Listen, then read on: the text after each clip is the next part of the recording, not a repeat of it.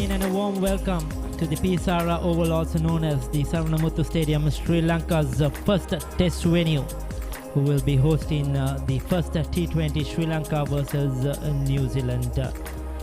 Conditions are looking very good here at the Sara Oval. It's bright and sunny, blue skies over the grounds here in Colombo, and everything looks good for the first T20, which is I'm sure going to be a very good series. As you see, the one-day series was played down in Galle, Sri Lanka winning the first game by 9 wickets on Duckworth and Lewis.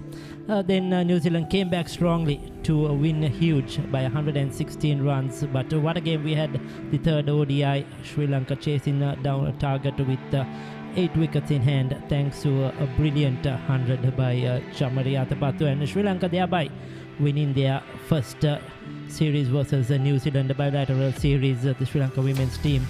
And I'm sure they're going to carry a lot of confidence, the momentum into this T20 series as well, which is going to start today. 3 matches in this series. The next one is on the 10th of July and the final on the 12th of July.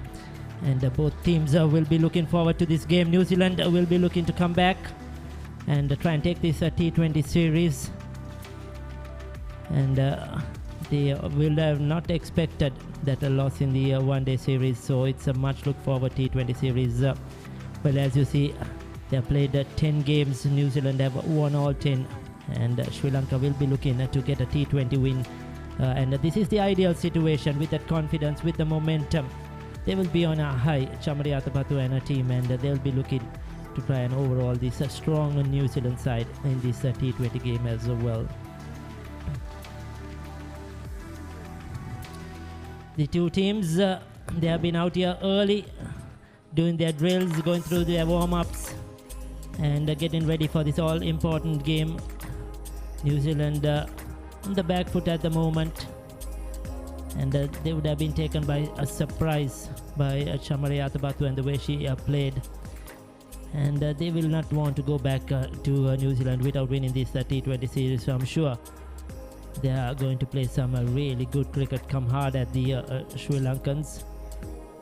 And the team is looking all ready and set to go. The Sri Lankans too out there on the field, going through their drills with the coaching staff.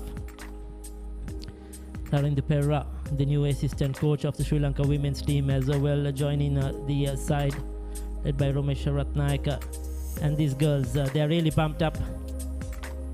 And you could see the vibrance in themselves, smiling, looking a happy bunch out there after that brilliant ODI series win. Young side, led by the experienced Chamariyatapattu. The Oval, of course, iconic venue, the iconic scoreboard. Well, that's picturesque as always. Sri Lanka's first test venue back in 1982, and it has been a wonderful host of test match cricket over the years. And it is going to be, I'm sure, another good game here at the Oval. Well, we'll see what's on offer down in the center. Faris Maroof is out there with the pitch report.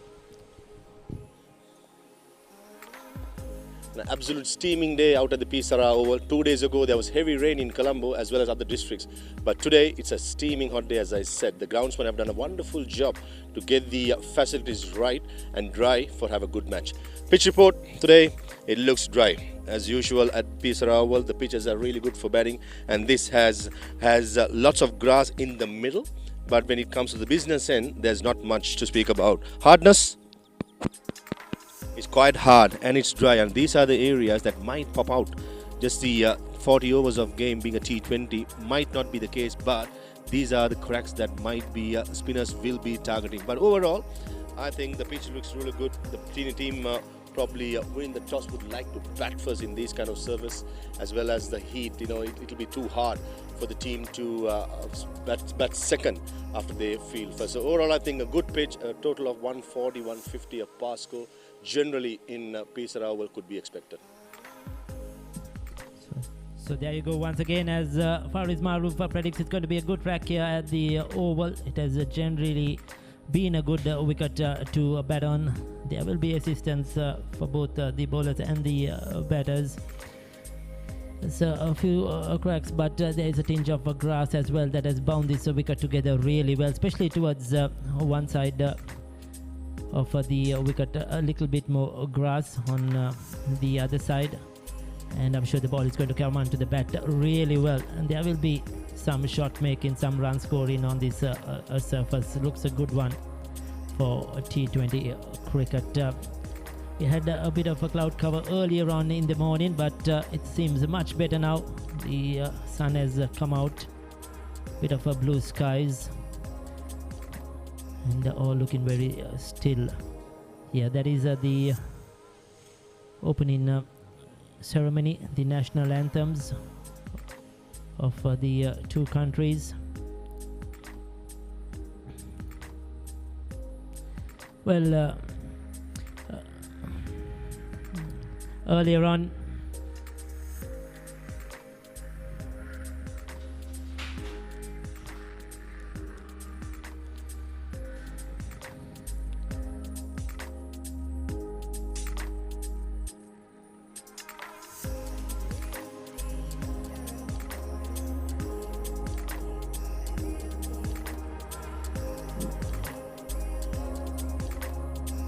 earlier on in the day, we also had the two captains down in the center for the toss, and it is down there to do the honors is Damit Veerasinghe.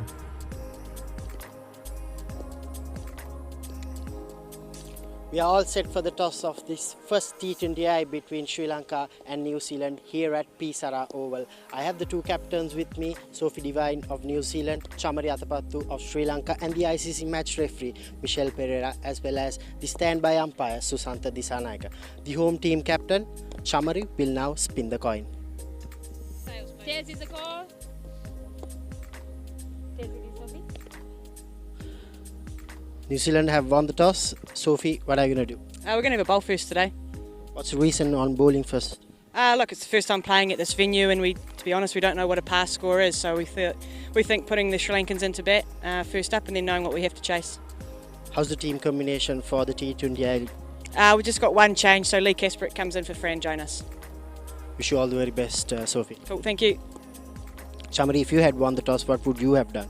Definitely we will choose bat first because I know these conditions, and the wicket is really good for the batting, and I'm pretty confident about my batting unit. So definitely we will choose bat first.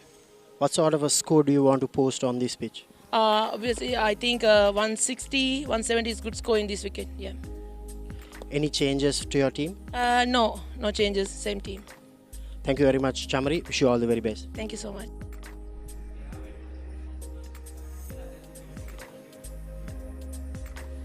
So there you go.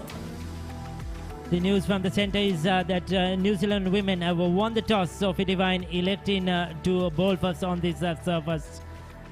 Well, Sri Lanka Chamari Athapattu, of course, leading the way. Gunaratna, Samar Vikrama, De Silva, Sanjeevani, Kalhari, Ranasinghe, Hansima, Fernando, Ranavir, and Prabodhini making up the 11 for today's first T20I for Sri Lanka.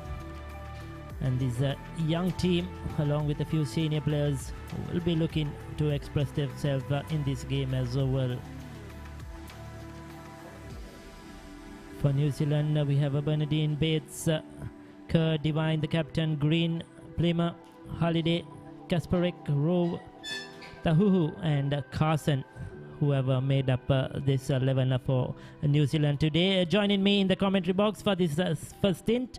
Very good morning to you, Estelle. Estelle, something to say about this New Zealand side, a few changes from the one-day series? Yeah, good morning, Ricky, and good morning to all our viewers. Couple of changes for New Zealand. Lee Kasparek in the side after a couple of years. Her last T20 coming back in 2021. But if you look at her record, she's got fantastic stats. Fastest to 50 wickets in women's international T20s. So she's got some pedigree behind her in this format. Be interesting to see how the off-spinner goes on this track. Also, Hannah Rowe back into the side. Fran Jonas missing out. Jonas, the 18-year-old who featured in the Under-19 World Cup earlier this year, was impressive in the ODIs, but of course, tough facing someone like Athapattu getting 200s in those games in Gaul. So she's missing out today. Experienced bowling lineup in comparison to the ODI games. So it'll be interesting to see how they go, particularly as they'll be bowling first on this tour for the first time. Yes, certainly it's going to be a battle, and the New Zealand bowlers will be looking forward to exploit whatever there is in offer here in the morning time on this surface. I'm sure it will be helpful to their seam bowlers. There will be a bit of carry and bounce as always on this oval surface. That has been the trend over the years, and the New Zealand fast bowlers will be looking to exploit that against Chamari Atapattu in particular. As looking raring to go out there already, and they're looking forward to this T20 game. Trophies displayed as well at the venue here. The Oval all set for a good series. The Sri Lankans, Estelle, what a one-day series they had. They'll be looking to carry in that momentum, that confidence. I think they're really on a high, and I'm sure within themselves they know that they could, though they have played 10 games, never won against New Zealand, they'll be looking and they'll be knowing that, believing in themselves that they can beat New Zealand once again.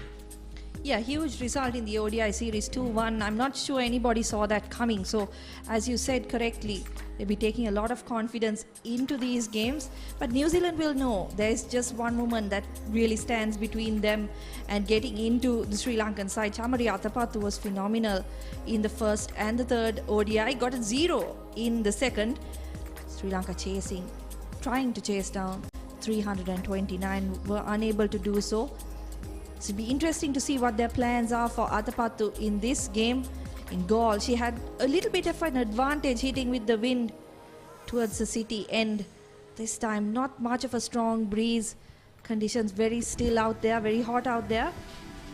So there are the stats for Chamari Atapattu: 113 games, over 2,400 runs, average in just 22. Strike rate of 103, best score for 113. She'll be looking to improve the way she bats. Definitely that strike rate, she generally goes at it very hard, especially with the new ball in the power play overs. But I feel this is also a good toss for New Zealand to win. I think one of the main reasons they would have elected to field first also, Estelle, is trying to get Chamari out early when this wicket is fresh and use their fast bowlers in the power play overs. Yeah, and they would have seen how Sri Lanka preferred to chase in the ODIs. They've got a total to chase. They seem to be a lot more confident, knowing what they need to do. Interesting to see how they go when they have to set a total, particularly in the first game of a series. Eden Carson will open the bowling to Atapattu.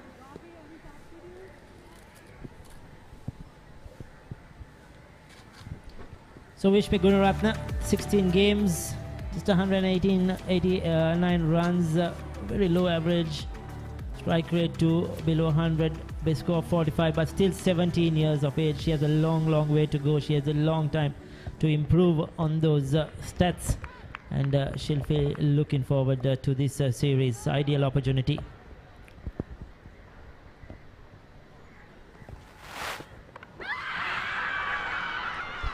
A wicket first up for Eden Carson. She's gone through Chamari Atapattu. That's exactly the start that New Zealand would have wanted. Atapattu stands there in disbelief. Well, I think that was unexpected. She was playing for a bit of turn that just went straight through. Coming around the wicket, wide of that return crease, angling it into the left hander, you could see. Very wide, just went straight through with the arm, no turn at all. That sort of skidded onto Chamari Atapattu, and that's what you get here at this oval surface. And what a wicket, what a way to start off for New Zealand. Chamari Atapattu bowled Eden without scoring. One down without anything on the board.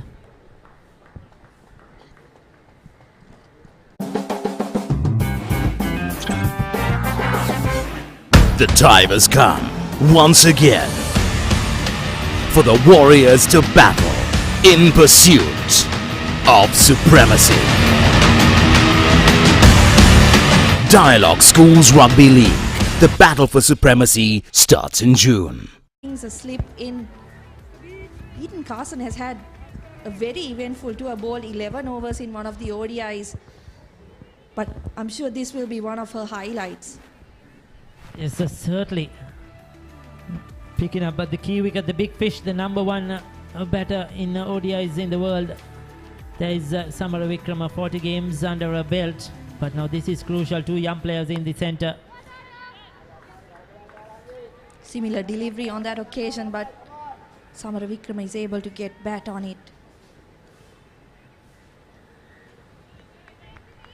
Those are Carson's numbers: 12 matches, 17 wickets and an economy of 5.5. She's had a decent start to her career. Yes, bowling with the new ball, you need to control that really well. She has done so. She's just kept it straight, kept it on the stumps. Harshita Samara Vikrama, she has a lot to do here now with the departure of Athapattu. That's the first run on the board. Opens the account.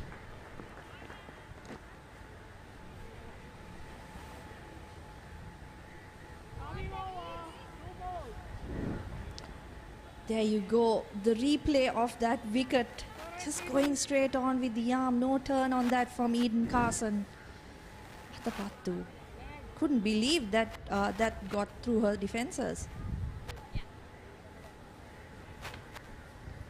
So she was in that set of mind, that mood, coming in from that brilliant 100, looking to score runs straight away, being in that aggressive mood. Looking to punch that through the offside. That zip through.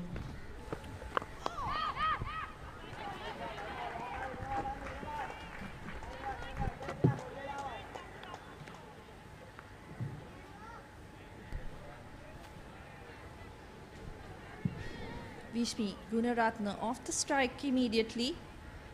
Immediately Sri Lanka put under pressure, so they'll need to rebuild. Won't have that attacking option of Athapattu in the power play.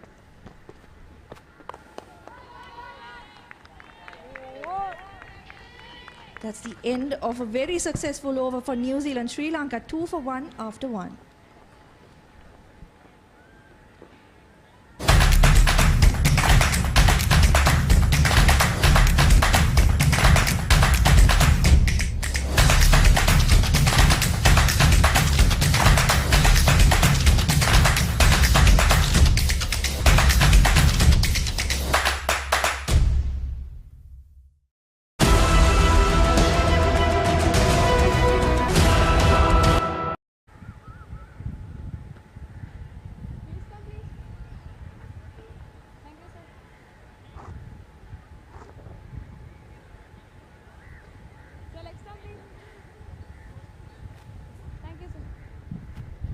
So first over completed, just the 2 runs and 1 wicket. The big fish, Chamari Athapattu, bowled by Eden in the very first delivery. Yeah, Tahu, who will take the new ball from the other end. Experienced campaigner, 75 matches under her belt. Once again, an economy under 6.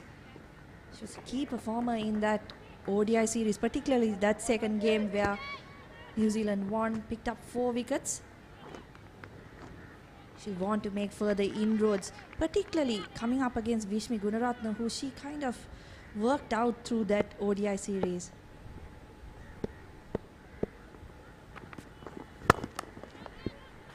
Yes, Tahu has been one of New Zealand's leading bowlers over the last few years. She's led that attack really well. Lots of experience, as you mentioned, good economy rate. She's a wicket-taking option with the new ball. And with that early wicket now, New Zealand will be looking to put the pressure on these young Sri Lankan batters. In the air, but finds the gap and it's run away for 4. Vishmi Gunaratne. That's the first boundary of this game. Nicely played. Fine leg up in the circle. Just evades the fielder in the deep and finds the rope. That's a good start from the youngster. She knows today she can't afford to go slow. She needs to get going. What a way to do it. It's a quick outfield here. Good surface, good venue, the oval. always runs on offer for good shots. With outside the off stump, a slight misfield. Opportunity here for a single. Yeah, that was hit well by Gunaratna. Amelia Kerr just getting her hands to it. Thank you, sir.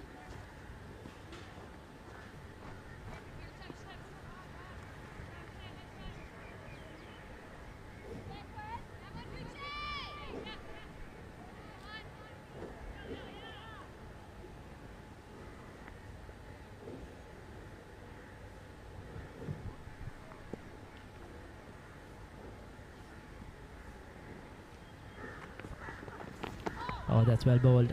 Well bowled. Pushing on the back foot. She should have probably been on the front foot. That was a foolish delivery.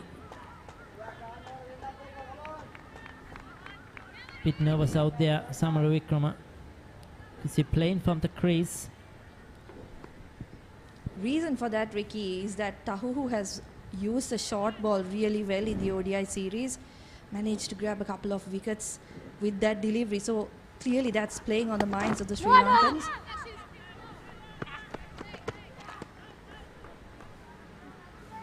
Short on that occasion, but Samara Vikrama misses out. It's been a decent over for Sri Lanka with that boundary from Gunaratna. They'll want to end it well now. One delivery to go.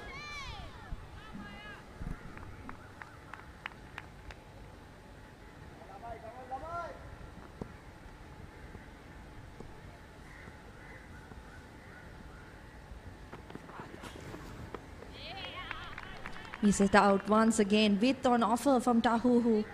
But Harshita Samaravikraman not able to get bat on ball. That's the end of the second over. Sri Lanka 7 for 1.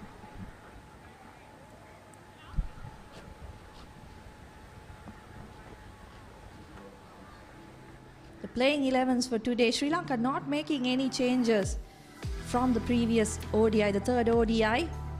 Just going with an unchanged batting lineup as well.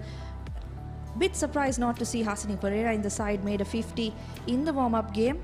New Zealand on the other hand bringing in Leigh Kasparek. So that's the only change they've made. Fan Jonas missing out. So Sri Lanka sticking to their winning combination from that ODI series. We have Chamra, so he's a very experienced umpire. Domestic cricket as well as a men's cricket officiating today, along with Dedunu Silva, who's done a lot of women's internationals. Susantha Dissanayake is the reserve umpire, and Michelle Pereira is our match referee for today's game. So Hana introduced into the attack, just one over of spin, and that worked well for New Zealand. That definitely would have been a plan against Chamriyatapattu. Hana Rowe, who's coming to this game. 35 games, just 18 wickets, economy rate over 6.78. Best of 3 for 18. So opportunity for her to impress. Very tall. Yeah, Carson did her job, didn't she, in that first over. Brought in to put Chamriyatapattu under a bit of pressure. New Zealand now realise that with Atapattu gone, Sri Lanka will probably go on the defensive a bit, getting the quicks in, probably with the tactic of bowling a bit short. No slips in position. There is a shortish extra cover catch in. A mid wicket as well. Strong offside field.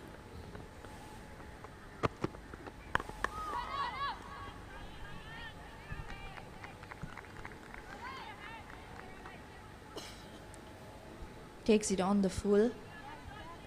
Once again, not able to find the gap on the leg side. As you mentioned, Ricky, just two fielders on the leg side, so she can find that gap either between mid-on and mid-wicket, or just this way of mid-wicket. Beg your pardon. There are three on the leg side, big gaps nonetheless.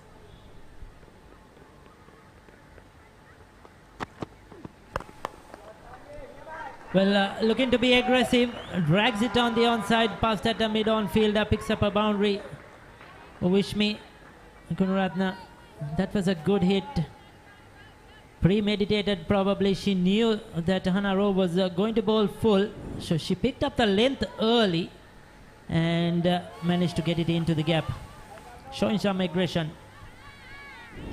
Yeah, that's good batting from Vishmi Gunaratna, as I mentioned. Just able to find that gap between mid-wicket and mid-on.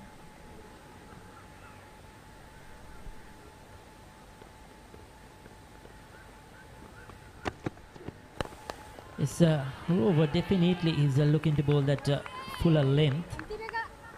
She's tall. She's looking to get that Yorker in, try to hit the pads, looking for that LBW. With the length she's bowling, it's surprised that New Zealand does not have a slip in position as well.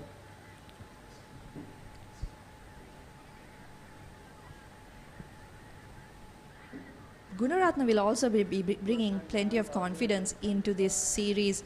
Got a 50 in the first ODI, becoming the youngest Sri Lankan to score half century in international cricket for Sri Lanka women. So she'll be on the high. Want to take on the bowlers now with the responsibility falling on her shoulders with the dismissal of Athapattu. That's nicely driven straight down the ground. But Brooke Halliday managed to save at least a couple of runs with that dive. That's the end of the third over. Sri Lanka 12 for 1.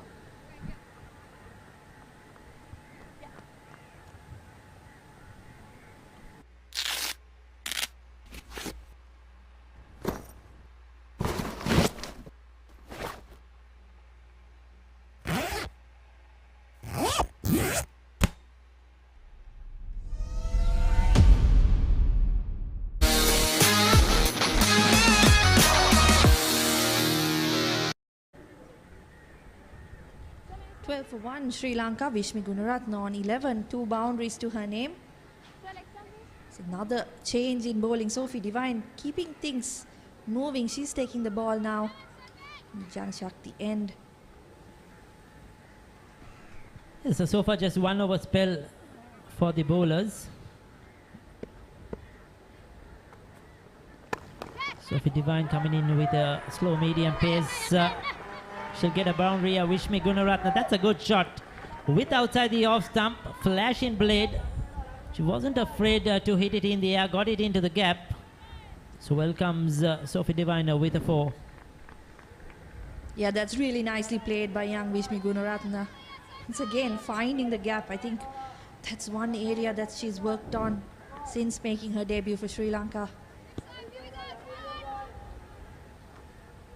Fielder immediately being sent back by Devine, so it's some protection for the bowler. 110 wickets for Sophie Devine in T20 cricket. Lots of experience. The other end, it's good to see Vishmi Gunaratna playing freely, playing without any fear, going after these more experienced New Zealand bowlers. The economic rate of 6.34, 119 games. Loads of experience, and she would have seen something that she could use in this surface.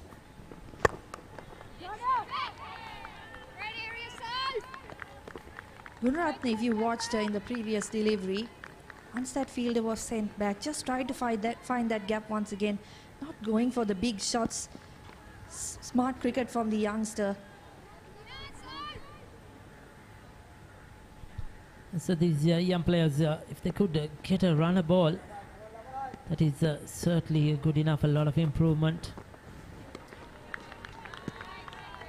First bouncer off the game, Sophie Devine. Just not getting to Vishnu Gunaratna quick enough. Just leaves it alone. As I mentioned, Ricky, that was one area where they really tested the Sri Lankans in the ODI series, particularly Gunaratna. Yes, that first bouncer has come from Sophie Devine. I expected something from Hana Rowe, but this is good thinking. Mixing it up, gets her onto the back foot with that short delivery, then goes for the fuller one. Yeah, good over from Sophie Devine after going for that boundary first up, pushes the fielder back, and since then hasn't given anything away. Gunaratna want to get off strike, keep that strike rotating.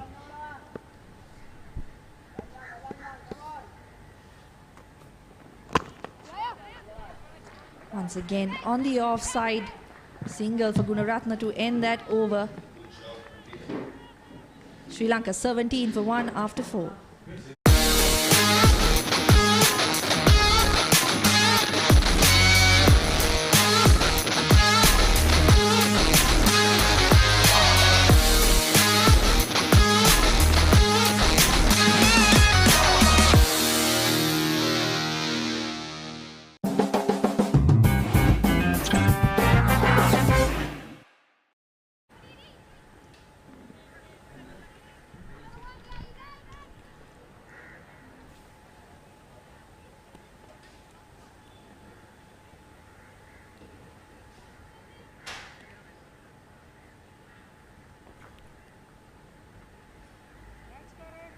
Four was completed in the Sri Lankan innings. 17 for 1. Eden Carson will be bowling her second over. Captain Sophie Devine have changed her bowlers around so far, and these two next overs will be very crucial for the Sri Lankans. Vishmi Gunaratne trying to take on the bowling. For all those who are just joining, Eden Carson got the Sri Lankan captain on the very first ball of the match. A very good morning to you, Farways. Interesting game, and so far the White Ferns have done an excellent job. Good morning to you, Domit. Good morning to all our viewers. Yes, definitely. After winning the toss, the White Ferns elected to bowl first. Main target would have been to get rid of Chamru, but they did, and what a wonderful shot by Harshita Samaravikrama down the ground. There was some flight given by Eden Carson, and Harshita just came down the track, and got the safest area in the field is right over the umpire's head and goes for a boundary. The first positive stroke from Harshita. Sri Lanka badly need to make use of these power play overs.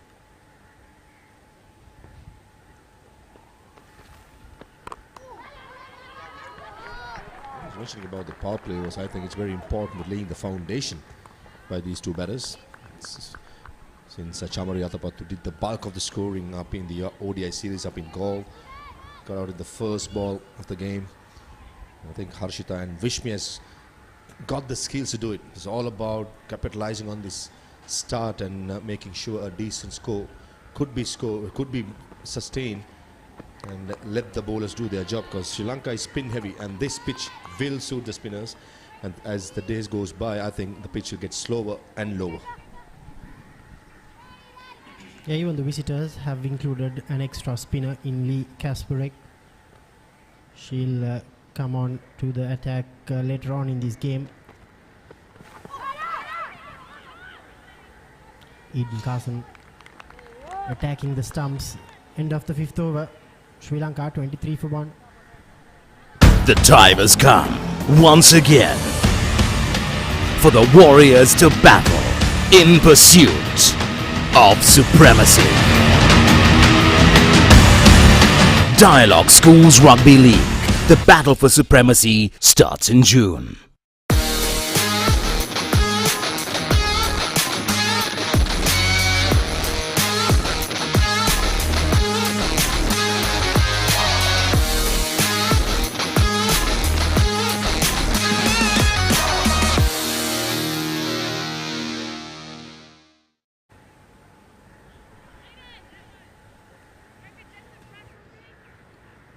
Straight away, Captain Sophie Devine have taken herself off the attack and have brought back her A-seamer Lia Tauhu last over in the first power play.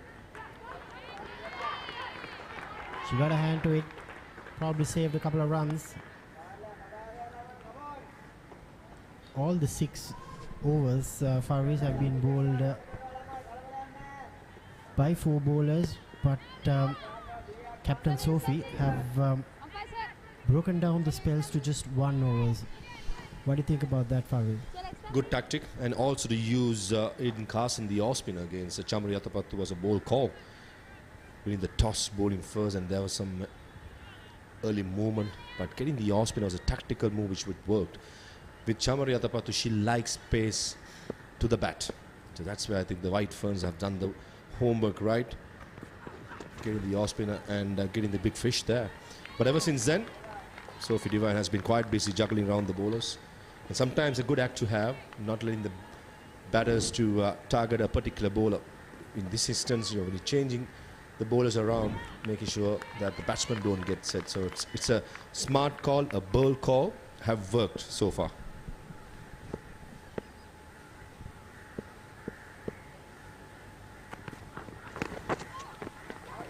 She got some glove on it. That's Vishmi's 4th boundary. She's done well so far, Vishmi Gunaratna, especially in finding the fence. Leah Tahu not getting her line and length correct that time. 29 for 1 Sri Lanka. Yeah, definitely a bad delivery by Leah Tahu. It was a free hit, fine leg up, was asking for trouble. All what Vishmi had to do was to get some bat, which she did. And pressure is back on Tahu. Last over before the power play ends for Sri Lanka. Nicely bowled. That's a better length. Keeping it fuller, back of the length. And wicket to wickets is very important when you have two fielders saving the boundary. At deep cow point and deep square leg, no one at third man or fine leg. Both are in the circle. Any width, offside or leg side. Only the batters has to get a side bat before get a boundary. So this is where I think Tahu got to be straight as possible. That's much better. Sri Lankans need to rotate the strike more often.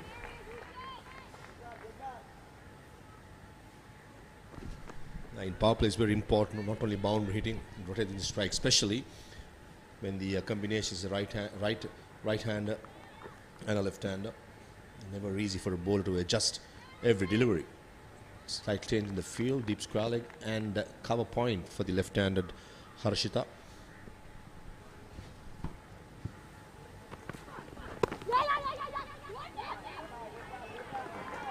Another good single, Harshita Samaravikrama.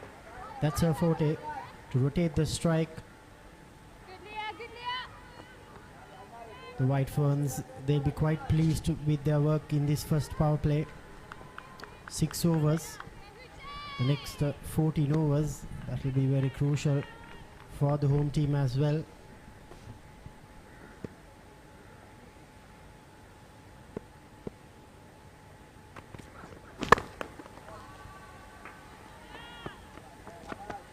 Susie Bates collects it. 6 overs completed. Sri Lanka 31 for 1.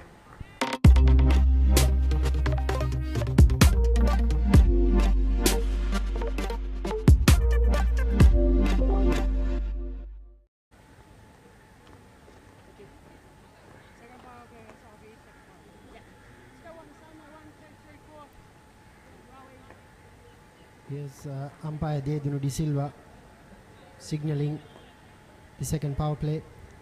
14 overs. Sri Lanka in the power play for which 20 dots. That is something coach Rumesh Ratnayaka, the assistant coach Tharidu Pereira, and the batting coach Malinda Wanapura will be a little concerned. And Captain Sophie Devine have made another bowling change. Lee Kasparek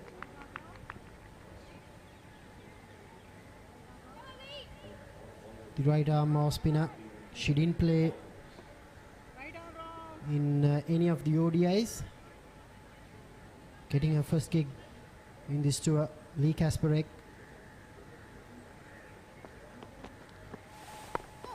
Straight on the money. Right, good start. Right on the money, as you said. I've just been informed by a co-commentator / stats guru, Estelle, that Lee Kasparek is the fastest to 50 wickets in women's cricket. So that's a great record to have, isn't it? Economic rate of 6.29. Brilliant.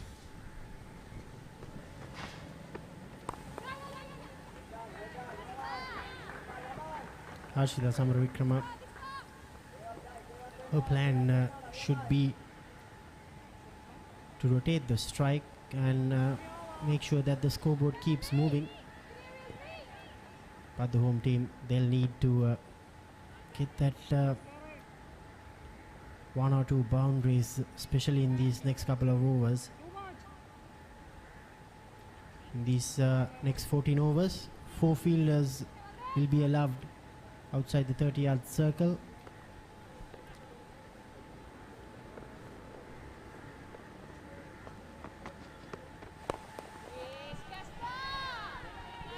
The boundary options for the right-handed Wishmi is probably go over mid-off, which is against the turn. It's quite inviting the way Lay's bowling. She's giving a lot of air, slowing things down. It's definitely a good option to have. But in the end, I think playing against the turn won't be that easy. Side change in the field, fine leg going towards the square leg to get it off the single, and the deep square leg field moved across the deep fine leg. Nicely bowled, nicely bowled. Slowing things up. Never easy when the pitch is slow and the bowler is making it even slower to time the delivery.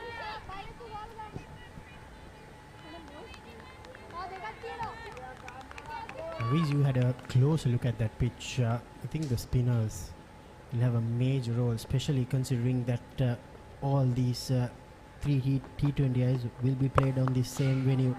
Beautifully played by Vishmi Gunaratne. Great timing, great placement. That's a 5th boundary. Wow, what a shot. Against the turn, this occasion, Lanka was too full and too wide. And in the end, found the gap perfectly. It's good batting. He's relying on timing and placement. Exactly she did. 26 of 26. Vishmi got to go on. She will be the key batter for Sri Lanka.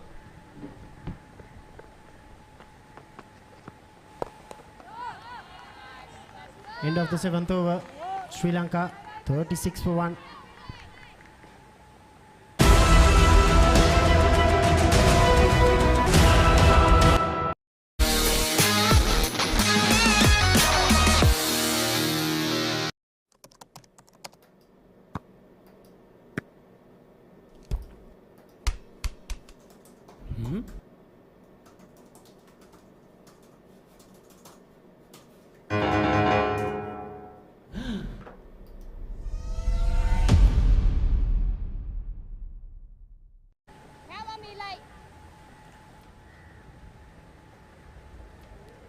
Another bowling change from Captain Sophie Divine.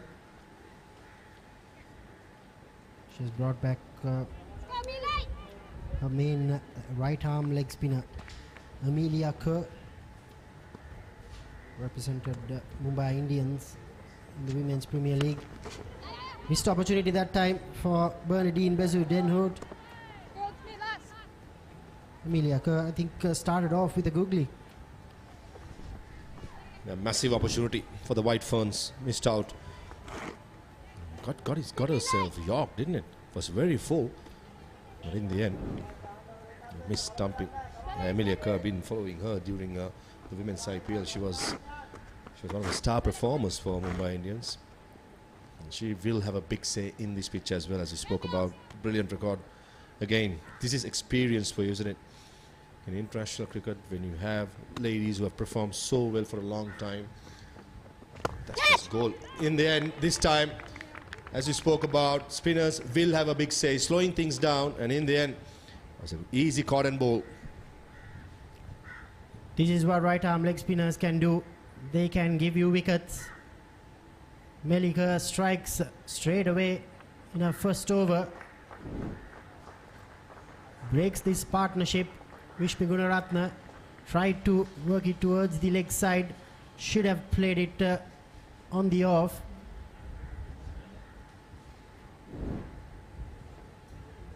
A promising knock, but Gunaratne's innings comes to an end. She goes for 26. Sri Lanka 37 for 2. The time has come.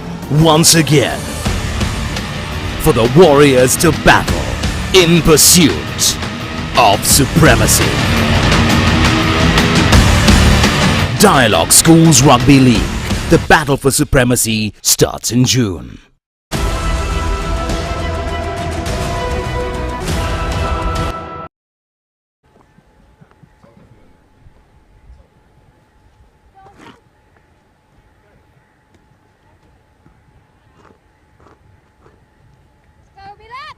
Hansima Karunaratne, the new batter for Sri Lanka.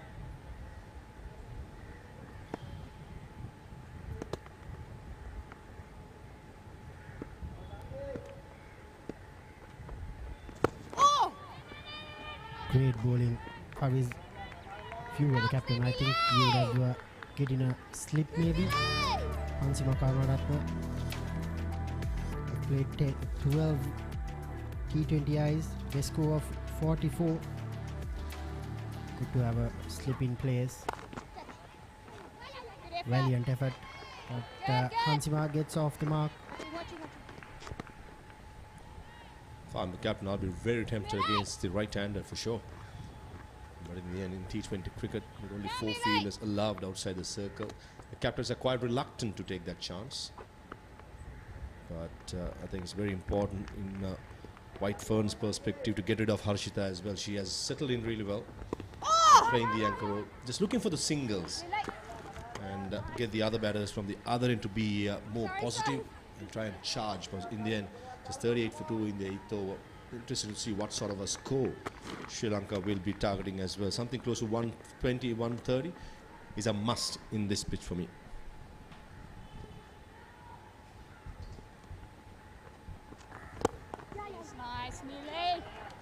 They're pushing for the second, but they'll have to settle with a single only. 8 overs completed. Sri Lanka 39 for 2. Season 1 Danuma, Season 2 Charitavaliya, Season 3 Krida Viplava.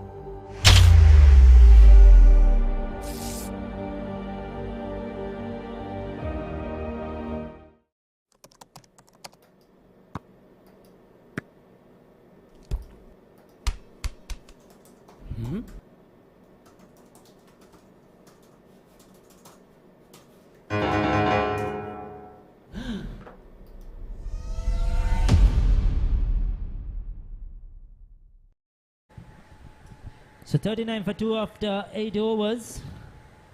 That was a good partnership after losing Chamari Atapattu in the very first delivery of this innings. Well, walks across the stumps. Harshita Samaravikrama paddles that away. Get a couple of runs. She's moved into double figures now. She has to play the main role here for Sri Lanka. She's the set batter. She has to ensure she bats as long as possible so that the Sri Lankan women's team can get on to a good score. Just a single boundary so far for Harshita Samaravikrama. Oh, once again trying to be too cheeky. Given out as stumped. Given out on the field. Straight away the umpire goes up with the finger. Didn't seem like Harshita Samaravikrama spent that long outside her crease, and she was a little bit surprised by that decision. Here's the replay here. But it might have been that her foot just got stuck outside the crease. She was trying to get it back in, but the front of the shoe got stuck outside the crease, and she couldn't push it back. In the end, the umpire, I think, made the right decision on that one. Aggression is that we come to expect. The Ashes is about to witness a new game plan. It's a record chase for England in Test cricket. This June, will the English strike back? We're desperate to get it back. Watch cricket's arch rivals, England and Australia, lock horns in the Ashes, only on Sony Sports Network. So that was a brave decision by umpire Chamara Soisa at Squaleg. We'll take a look at that one again. But Harshika Samaravikrama, I just mentioned she needs to hang in there, play a long innings. Unfortunately, trying to play one shot too many. Nilakshini Silva, 67 games as experience behind That average just a 17, strike rate 99, 63 her best. She has done well in tough situations. She has played some of those much needed innings for Sri Lanka in the past, and Sri Lanka needs Nilakshya De Silva once again to stand up. She's the experienced player. Yeah, Nilakshya De Silva coming off a pretty good innings in the third ODI as well. Played a good supporting hand to Chamari Athapaththu, who played the defining innings in that game. So Kasparek coming into this game, this T20, picking up a wicket in the second over. She'll be very happy. That will boost her confidence. But two new batters at the crease now. Hansima, both have only played 2 balls so far. Oh, poor fielding right through her. Not getting down in time. Conceding a couple of runs. Good running between the wickets as well. We've seen that from New Zealand through the course of the tour. The fielding hasn't been up to where you'd usually expect from a New Zealand side.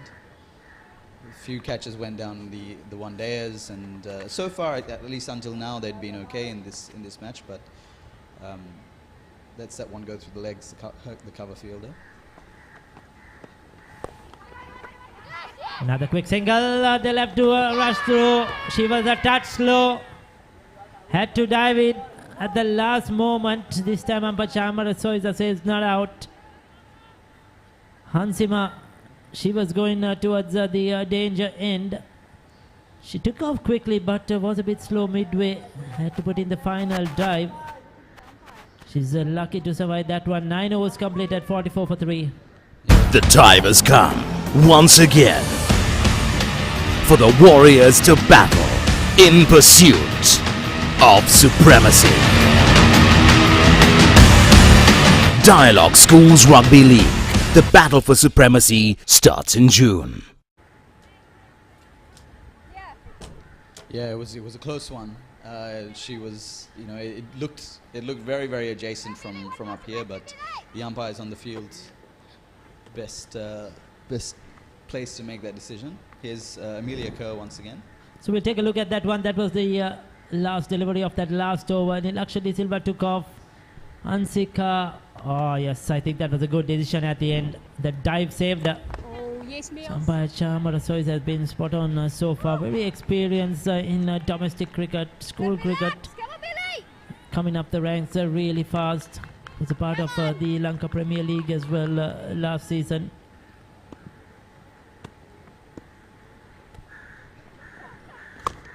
That's a good sweep shot. Picked it up early, just a single, but good sound off the bat. Yeah, can't beat that field out at a deep square leg. The issue for Sri Lanka is their batting, their run rate.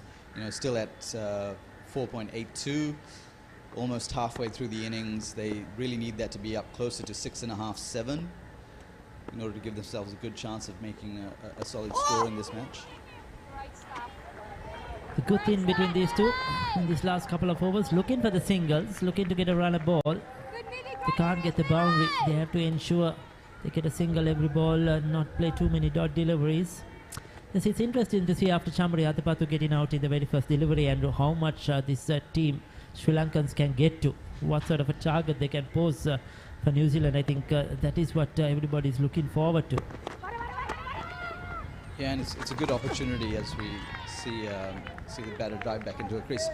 It's a good opportunity for the rest of the batting order to show that it's not just a one-woman show in this Sri Lanka team. That Athapaththu out first ball, about their talismanic player, the one who carried them through the ODI series. New Zealand were obviously ecstatic when that happened. This time manages to get it into the gap. Nilakshya De Silva as always looking busy. She's got off to a decent start, 5 of 8. And when Athapaththu goes first ball, it just takes a lot of explosiveness out of this Sri Lankan top order. They, we haven't seen any of the batters so far attempt to go over the top the way you would expect an Athapaththu to. Yes, if you take a look at the strike rates almost all of them are well below 100. We'll come back to that. 10 overs completed, 47 for 3.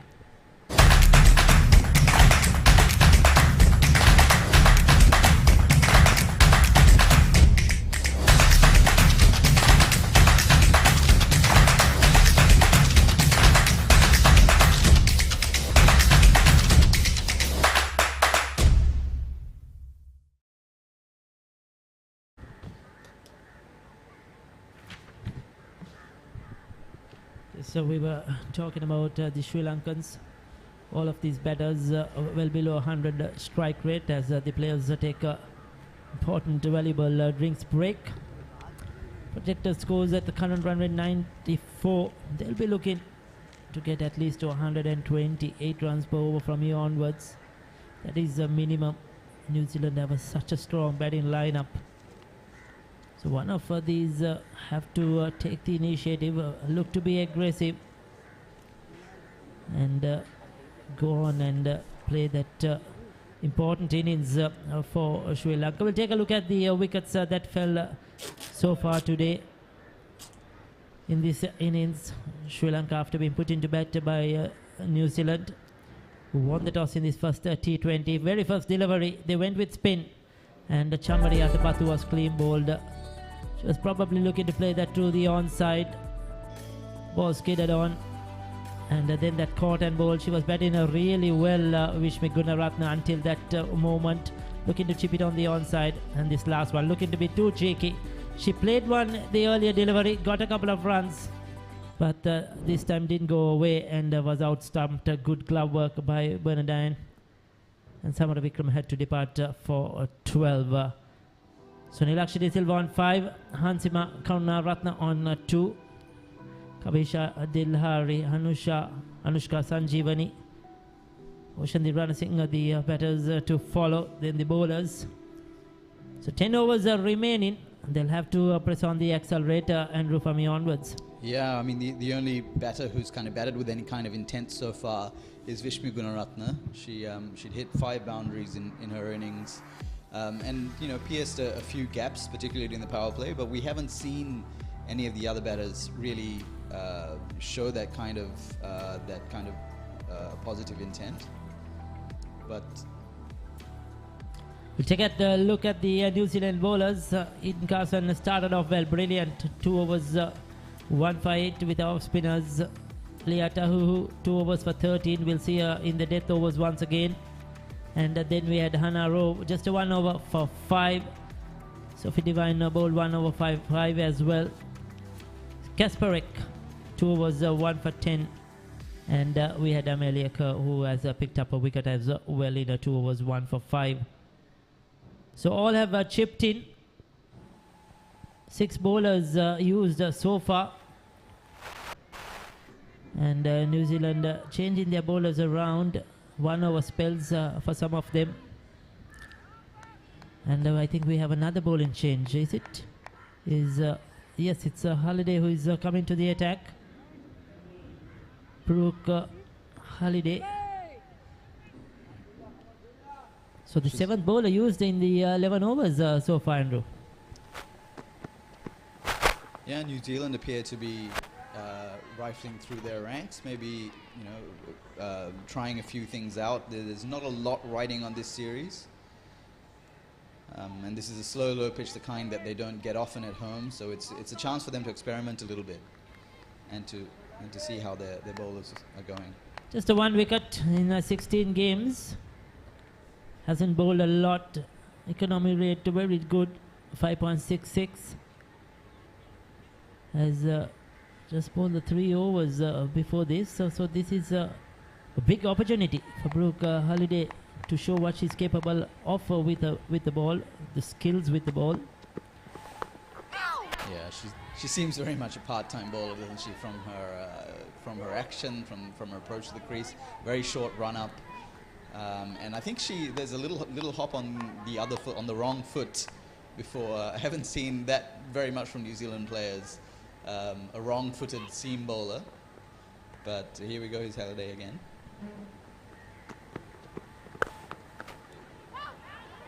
That's a good shot though. Pierces the gap, Hansika Karunaratne. Important boundary for herself and for Sri Lanka, brings the score to 52. Much needed. Yeah, that was a nicely placed shot. There were two fielders who could potentially have got it, but she picked the gap beautifully. It's a bit short from Halliday, but Hansima was onto it very sharply. Yes, this time too short. Oh, that was very slow off the surface, and Hansima Karunaratne playing way too early. She was probably looking to pull that through mid-wicket region. She almost looked surprised by how early that bounced and how slow it came to her. It almost bounced in Brooke Halliday's half of the pitch and was almost on its way down by the time it got to the batter Karunaratne. She tried to muscle that onto the leg side, but almost ended up chopping it on. Wasn't very far from the wicket. Is the umpire having a chat to the captain?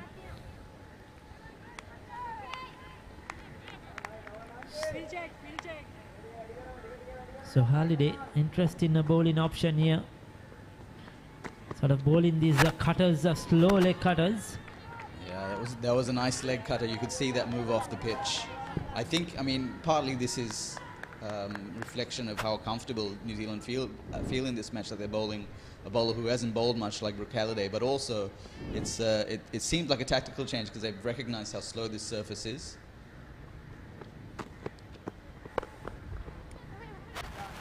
But unable to get it away. She'll be disappointed, Hansima Karunaratne. There were a couple of deliveries that should have gone for runs. 11 overs completed, 53 for the loss of 3 wickets. Watch as the teams battle it out for a chance to claim their spot in the prestigious ICC Men's Cricket World Cup 2023. Live on Dialog Television at no additional charge. Star Sports 1 and Star Sports 1 HD is now activated on your Dialog Television connection from 15 June to 14 July to watch the entire series. Dialog, the official sponsor of the national cricket team.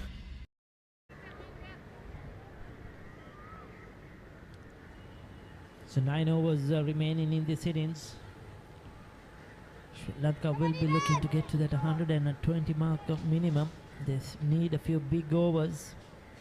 Eden Carson, who struck maybe the definitive blow in this match so far, the first ball wicket of Chamiyatapattu in for her 3rd over now.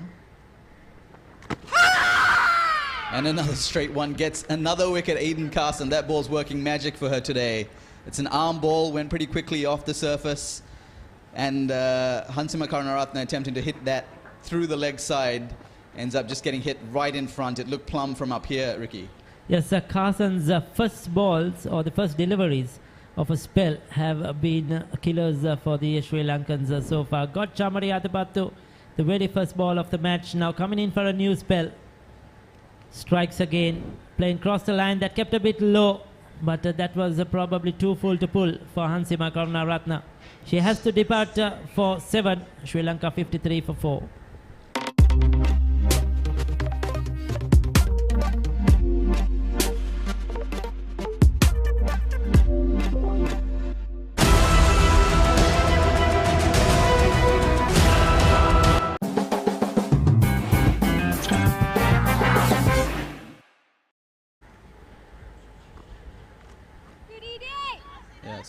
Sri Lanka, after rebuilding a little bit through Vishmi Gunaratne and Harshada Samarawickrama, having lost Chamiyatapattu first ball, are now in a bit of trouble. Yes, Kavisha Dilhari, very poor average, just 10.73. A lot to improve. Has a lot of skill, has a lot of talent, but hasn't really built on that talent and skill so far. Gets away quickly with a boundary.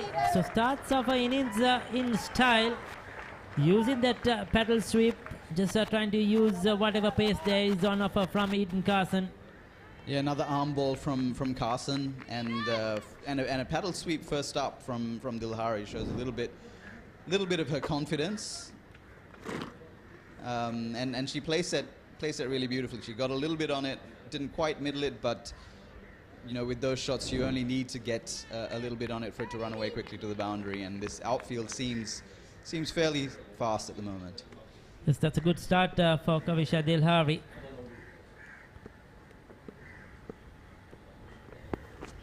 This time playing late, opens the face of the bat.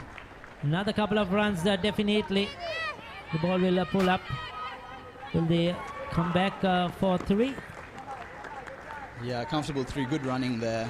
And again, Kavisha Dilhari using the pace of Eden Carden. That one was a little bit slower, but she played that beautifully, opened up the bat and got it down towards deep third. You know, she's made a bright start to this innings. You know, seven runs off the first 2 balls. That'll give her a bit of confidence. It's showing some intent here, Kavisha Dilhari, to get a move on.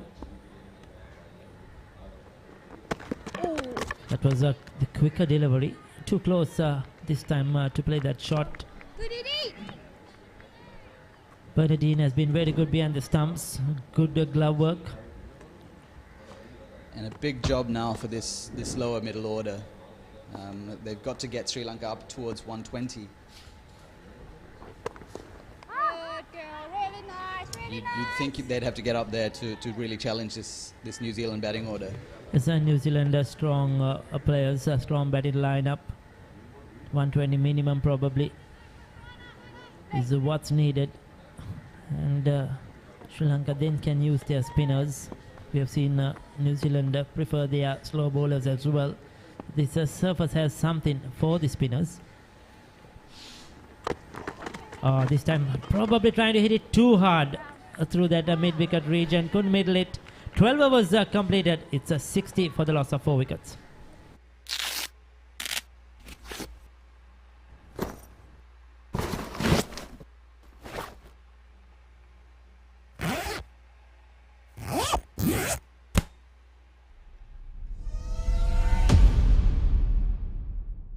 The time has come, once again, for the Warriors to battle in pursuit of supremacy.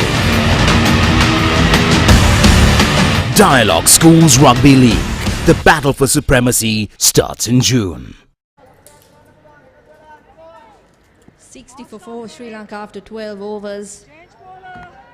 Crucial wickets falling early. Big task ahead for Kavisha Dilhari and Nilakshi De Silva, both informed players for Sri Lanka over the last 12 months or so.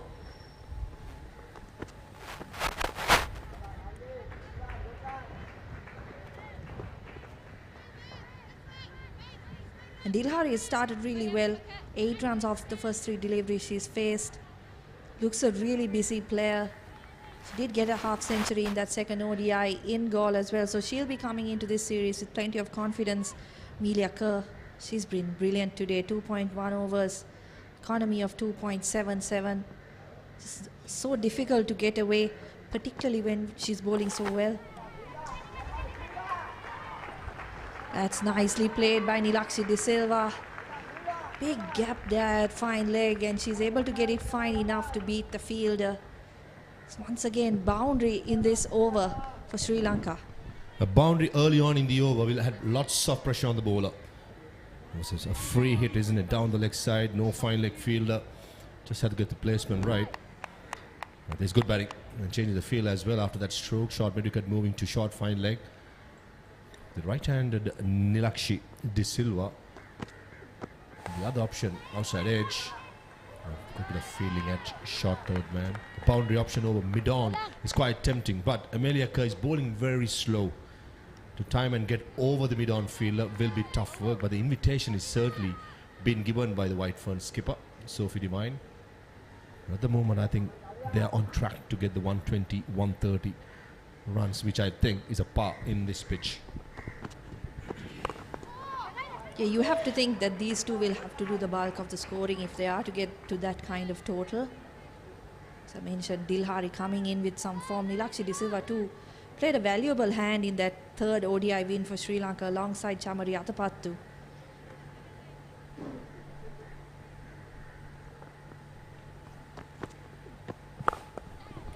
Especially after losing Chamari Atapattu.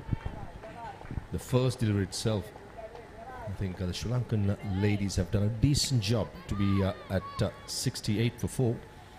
I'm pretty sure in the next 7 overs, 6 runs per over will get them 42 runs, which is 110, and probably push it to 7 to 8. I think 125, 130 will be gettable. Outside edge once again. Like you mentioned, Amelia Kerr giving so much flight to the delivery. That's the end of the 13th over. Sri Lanka 68 for 4. The time has come once again for the Warriors to battle in pursuit of supremacy. Dialog Schools Rugby League. The battle for supremacy starts in June.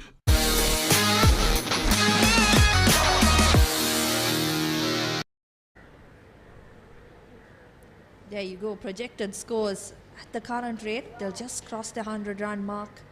But as Maha said, they'll be looking at that 8 runs per an over, 124 to 130. That'll be a total they can defend against this White Ferns lineup, especially on a track that is offering a little bit to the spinners.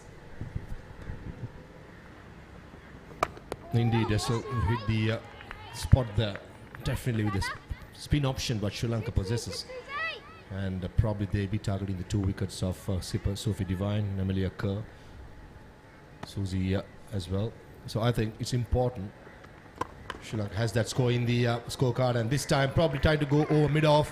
The option was right, the boundary was inviting, but in the end just managed to squeeze it to the mid-off fielder. Yes, Susie Bates brought into the attack. She picks up a wicket straight away. That's a big wicket. Nilakshi De Silva, one of the few Sri Lankans who can really clear the boundary, goes trying to clear that infield. Comfortable catch in the end for Sophie Devine. Sri Lanka lose their 5th wicket now. Definitely, as I said, invitation was there, just couldn't get the elevation or the power to elate that mid-off fielder, which was Sophie Devine. Nilakshi De Silva gone for 12 of 17 deliveries. Sri Lanka 68 for 5. Aggression is that we come to expect. The Ashes is about to witness a new game plan. It's a record chase for England in Test cricket. This June, will the English strike back? We're desperate to get it back. Watch cricket's arch rivals, England and Australia, lock horns in the Ashes, only on Sony Sports Network.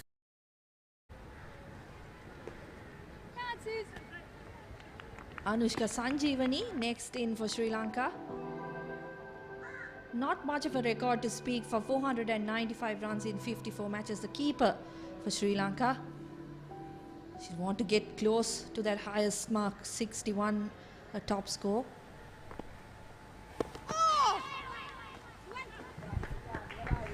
Sri Lankan outfit would be more happy to see Sanjeevani at least to get about 20 or 15. That'll be the icing on the cake. The bulk of the runs has to come from this partnership, isn't it? Plenty of bowlers to come in. It's never easy, the new batter to come and straight away hit the straps in the slow pitch. That's why I think, as I said before, it's very important the batters who get set try and finish the job as soon as possible. And probably what White Ferns have in their ranks is those experienced players. They know how to build a knock. Sara, a score of 120 is a must against a strong batting lineup, which is White Ferns.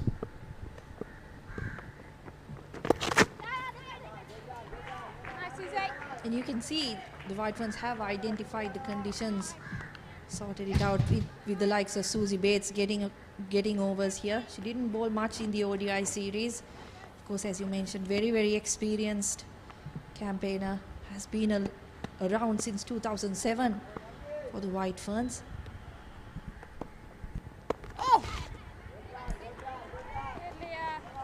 Anushka Sanjeevani just puts it in the gap, a single to end that over. The 14th done now. Sri Lanka 71 for 5.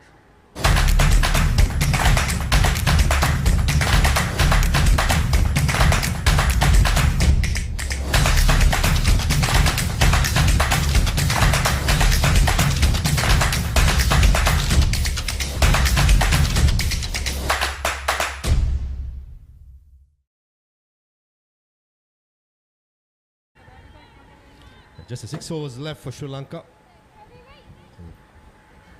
These are the 4 wickets. Chamari Yathapat, the first delivery of the match, was gone to the off spinner. Decent crowd in, enjoying the cricket on a lovely Saturday afternoon. It's nicely played by Anushka Sanjeevani coming down the track and punching towards mid-on for a single. The singles are a must at the moment, and every over Sri Lanka can target 1 boundary each. That will be handy.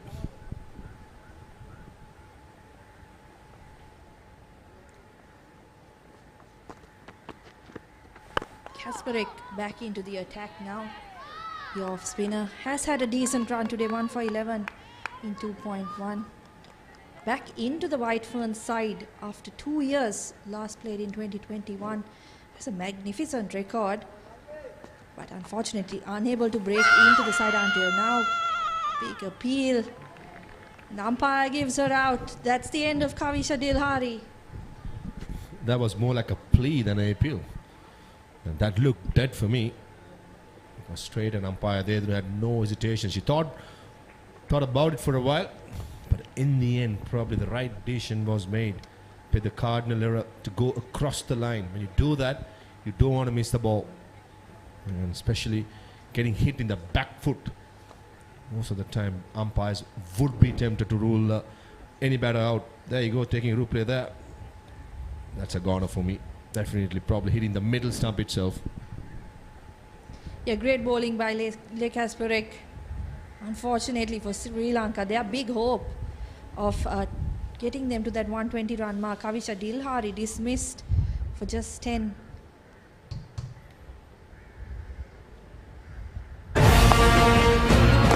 Watch as the teams battle it out for a chance to claim their spot in the prestigious ICC Men's Cricket World Cup 2023. Live on Dialog Television at no additional charge. Star Sports 1 and Star Sports 1 HD is now activated on your Dialog Television connection from 15th June to 14th July to watch the entire series. Dialog, the official sponsor of the national cricket team. 72 for 6. Sri Lanka is really looking down the barrel. The new batter, Oshadi Rana Singh, predominantly a bowler. Average of 9.17. Doesn't look promising, but at this moment, it's very important. The experience of Oshadi try to guide the Sri Lankan lineup. 73 for 6. Estelle, what do you reckon? A score of at least 100. The think tank must be thinking now rather than targeting too big, too high. Yeah, very interesting because at the toss, Athapattu mentioned she'd be happy with a score of 160. How much does that change when she was dismissed? With the first delivery of the over now, first delivery of the innings, now Sri Lanka looking like they might even struggle to get that 100 run mark. Classic example of targeting too much, too early. That's where most of the teams go wrong.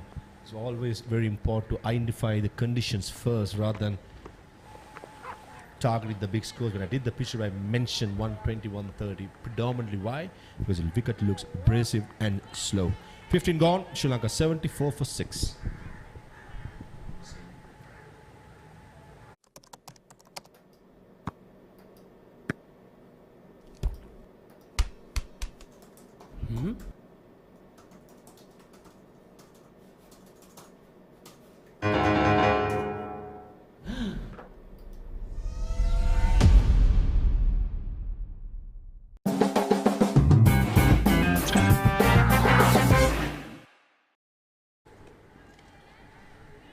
Sri Lanka 74 for 6 after 15. Just 5 overs remaining in the innings. After putting the Sri Lankans into bed, I think Sophie Devine will be really happy with how things have gone. Bounce. Oh. Yeah, smile by Hayden Carson after that delivery. And the spinners of Sri Lanka looking at this delivery would be like, you just want to have a turn to bowl in this pitch. Most of the day it's been slow and low. And all of a sudden, previously they shoot up. Yeah, she's been good, hasn't she, Eden Carson? Just started off so well with the wicket of Athapattu, and since then Hasn't given too much away in terms of runs either.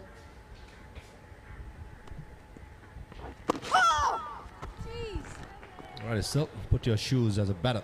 If you were batting at the moment, what would be your target? With 6 wickets down, I think first looking to get to about 100, maybe in the 18th or 19th over the way things are going. Sri Lanka don't have too many more batters to come. Sanjeevani, the last real recognized batter out there, so she'll have a lot to do. I think the first target there will be to get to the 100-run mark. And also to bat out the 20 overs with the batswomen, beg your pardon, not for the tail enders to come in and try and play the last 2-3 overs. Oh, yes, good. And to make it even worse and hard, the White Ferns have been brilliant with the ball. They've been quite attacking, quite proactive in their field settings, and put immense pressure on this Sri Lankan batting lineup. That's really nicely played by Oshadi Ranasinghe.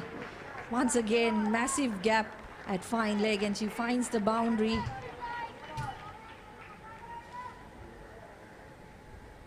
Can bat, Oshadi Ranasinghe does get a lot of runs in domestic cricket, but that's pretty low for Sri Lanka.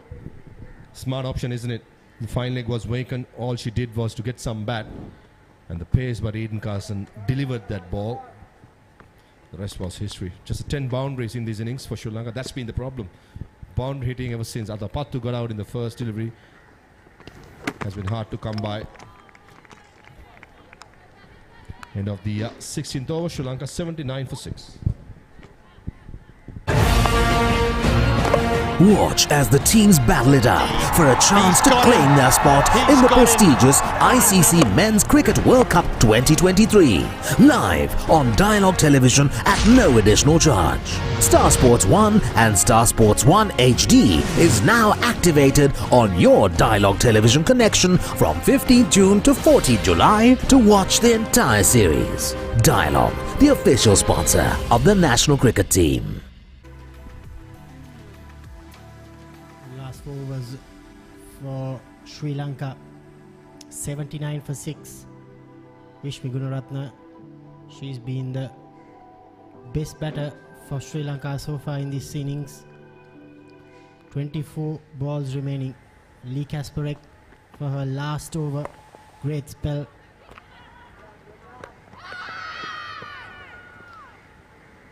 Loud appeal for a run out. Umpire Chamradi Soisa reckons that Oshadi Ranasinghe managed to complete the single.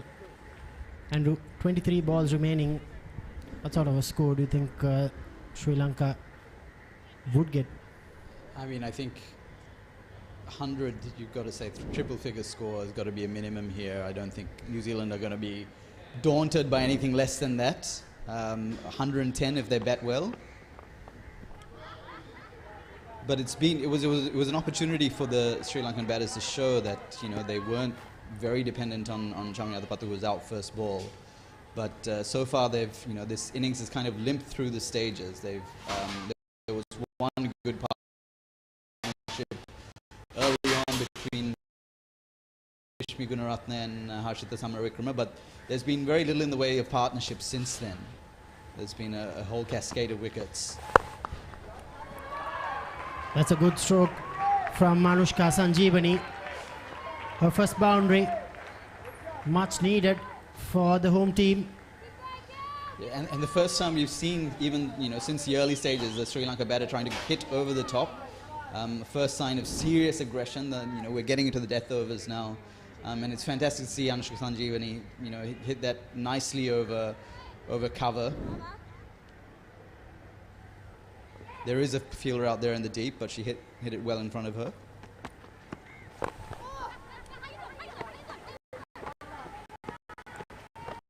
It's a single to follow up. I don't think they'll be quite pleased with dot deliveries, at least for the next 3 overs. They'll need to score, run a ball at least, would be the minimum.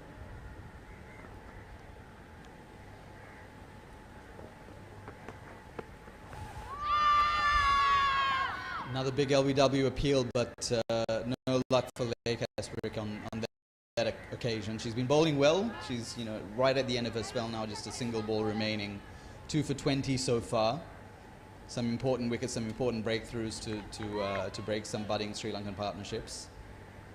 A good turnout here at P Sara Oval. If you're around, it's free of charge for the spectators. Oshadi Ranasinghe gets a single, completes the 17th over.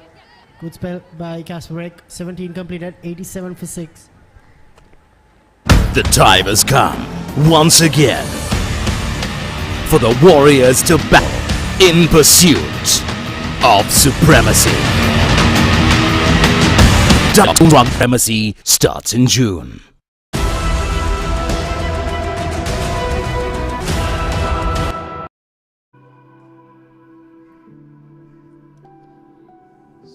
Susie Bates pulled single over and she's on back again. 7 bowlers rather, from the White Ferns. Yeah, New Zealand really rifling through their slower bowlers. It's a reflection of how slow this pitch is. Directed, but Anushka Sanjeevani, she's safe. Yeah, as poor as the batting and the shot selection sometimes has been from Sri Lanka today, their running between the wickets has been consistently good. They have been pushing the New Zealand fielders, and usually getting out on, coming out on top, pushing the second run hard as well. It was a nice quick single into the infield. 17 balls remaining for the home team. Susie Bates, what an experienced campaigner. She's been a loyal servant for the White Ferns. Yeah, you got it right, Andrew. Their running between the wickets have been very impressive. Yeah, probably also a reflection of the fact that New Zealand haven't been at their best in terms of their fielding on this tour. Quite a few catches went down in that ODI series. The ground fielding hasn't been especially impressive, so perhaps there's a directive from the Sri Lankan team to really push that side of their game, and in this match they've managed to do that successfully. Another quick single towards mid-wicket where there's a big gap. But Sri Lanka do really need to, at this stage of the innings, they can't just rely on these singles. These batters have been in a couple of overs now. Need to target a couple of those big boundaries. There's cover for Bates, mainly towards the leg side, in terms of Oshadi Ranasinghe. Premeditated, but she gets the boundary. That's the second boundary for Oshadi Ranasinghe. Yeah, the shot wasn't really on. It wasn't a ball that you would expect to hit a successful reverse sweep to. It was a bit short from Susie Bates. But you're right, it was completely premeditated. She saw that there was a gap out towards that deep third area, and was able to just get enough bat on it and to bisect those two fielders. It was in the air for a bit, but well away from both the short third and backward point fielders, and managed to get it right, right between them basically. More of a reverse cut rather than a reverse sweep. It was too short by Susie Bates. Another short delivery, kept a tad low. Yeah, I mean, you can see on that ball especially how slow this pitch is. Yes, Susie Bates did bowl it slow. Yes, she did pitch it quite short, but it came off the surface very slow, and the batters are having to make all the pace off the ball in this innings, and I suspect that New Zealand's batters will find that they have to do that as well. They won't be able to rely on their timing so much. They'll have to provide the power themselves. Yes, Susie. Single to end the 18th over. Sri Lanka 97 for 6.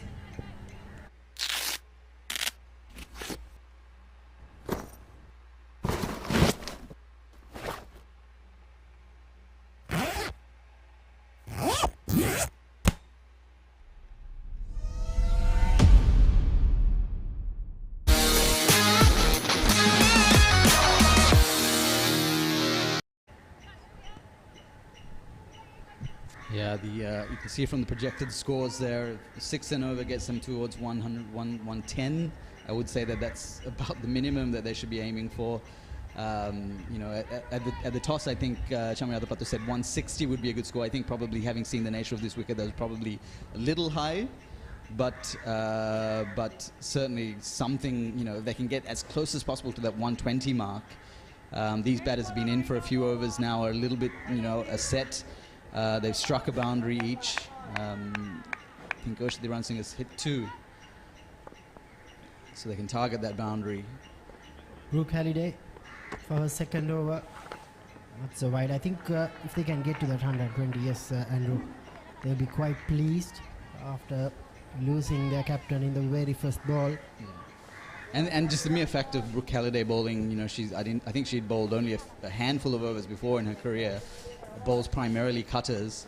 The fact that she's on is a reflection of how slow this track is. And again, a leg cutter beats a attempted reverse slap from Anushka Sanjeevani. Yeah, Brooke Halliday, she has played 16 games. Before this game, she had bowled 3 overs in her career. And today, she'll be bowling 2 overs. Yeah, the New Zealand team really kind of changing their strategy. I don't think at the start of the day they would have expected Brooke Halliday to be bowling 2 overs in this match. But they've seen the nature of this pitch and changed it up. Hit well above Hannah Rowe that time, but just a couple of runs gets the 3-figure mark for Sri Lanka. Anushka Sanjeevani with that couple of runs. Yeah, you can see the intent there, but again the ball was just coming slow off the pitch. She kind of, if she'd got it properly, she probably would have managed to hit that boundary behind long off. But again, the nature of this surface is hampering the shot making. Buys there. The New Zealand keeper has been pretty good behind the stumps on a pretty, testing deck. But lets one slip through there. 9 balls remaining for Sri Lanka. How much can they get out of these 9 balls? Minimum would be 9 runs, but I think they'll be looking to get a couple of more boundaries. That will get them to closer to that 120 mark. And that's gone. Yeah, pretty easy run out in the end. They were trying to sneak that leg by in, trying to run at all costs at this stage of an innings. And Brooke Halliday took her time with that throw. She got to the ball quickly, underarmed it gently to the wicket keeper, and it was a fairly comfortable run out in the end, an easy decision for the umpire.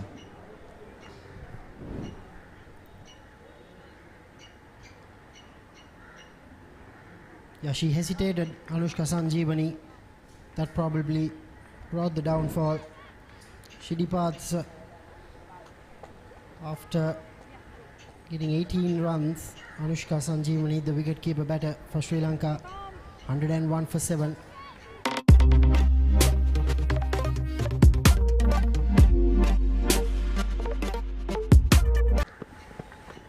Udeshika Prabodhini, the new batter. It's very slow and low here at P. Sara Oval. It was very nearly a wide. Was that called wide? No, it was short and wide, the kind of ball that you'd expect to be hit. But such is the nature of this surface that the batter couldn't get any bat on it. Attempts to go over the leg side this time. This has been a fantastic over from Brooke Halliday. She'd not someone that was she'd bowled 3 overs before this, and Sri Lanka finished the 19th at 101 for 7.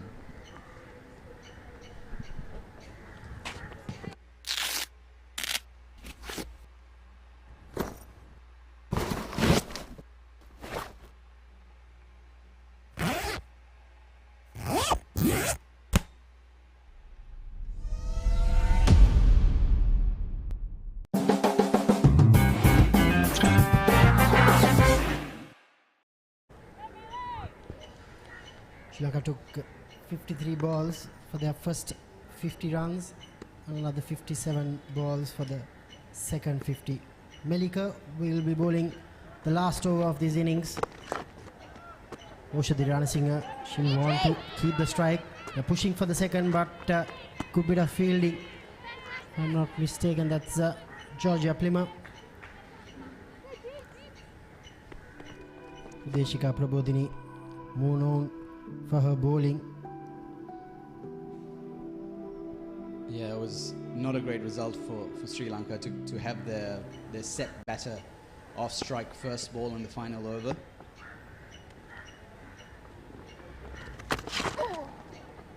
Attempts a big heave to leg, but can't connect. That's been the story of the last couple of overs. Sri Lanka had a decent period between the 16th and 18th over. A couple of boundaries were hit, but it's just slowed down in the last 8 or 10 balls.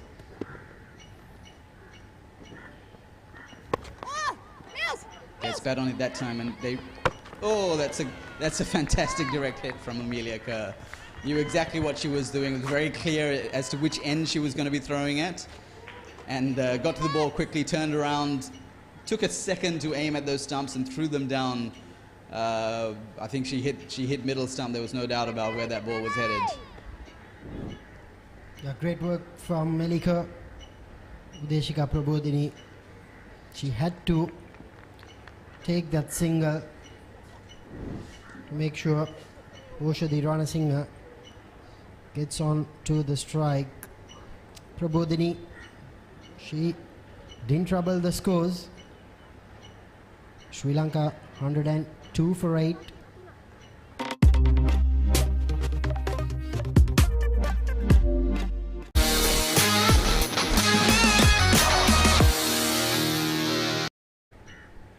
Inoshi Fernando, she'll be on the non-striker's end. Oh, that was very stumping there. That was I don't think that would have been too far from being out. Oshadi Ranasinghe a bit off balance as she attempted another reverse sweep, a shot that had been productive for her a little bit earlier on, but she was a little bit off balance, and the New Zealand wicketkeeper attempted to take she did take the bails off, but not out in the end. Outside edge, running down, crucial boundary for Sri Lanka off Oshadi Ranasinghe's bat. Yeah, it doesn't matter how they come at this stage, and in fact, that third man region has been quite productive for Sri Lanka through the course of the innings. A few edges went through there, and a few reverse sweeps as well, proving so yet again. Last ball. Udeshika Prabodhini. That goes straight up. Yeah. Kerr is right under it. She's not going to drop that one. Another fantastic spell for Kerr, who finishes with 2 wickets, 2 caught and bowls. Earlier she'd broken an important partnership, and she finishes New Zealand's innings with a wicket. Sri Lanka 106 for 9 in their 20 overs. What do you make of that total, Damit? Yeah, I think about 20 to 30 runs short, I reckon, on this pitch. Oshadi Ranasinghe, she was the last batter to be dismissed. The White Ferns, they'll be quite pleased. After winning the toss, they opted to field first. Sophie Devine, she reckoned that they didn't know what sort of a score they'd want to chase, but I think they'll be quite pleased chasing 107 runs. That's the giant scoreboard here at Sara Oval grounds. Yeah, I mean, we talked about how slow this pitch is, but I don't think New Zealand will be daunted by this score. It's not really going to worry them too much. I think importantly for them, they'll want to keep those early wickets in hand, and Sri Lanka, I'm sure, will go in with quite a spin-heavy attack as they attempt to defend this. But it's not a score that will cause major worries in that New Zealand dressing room.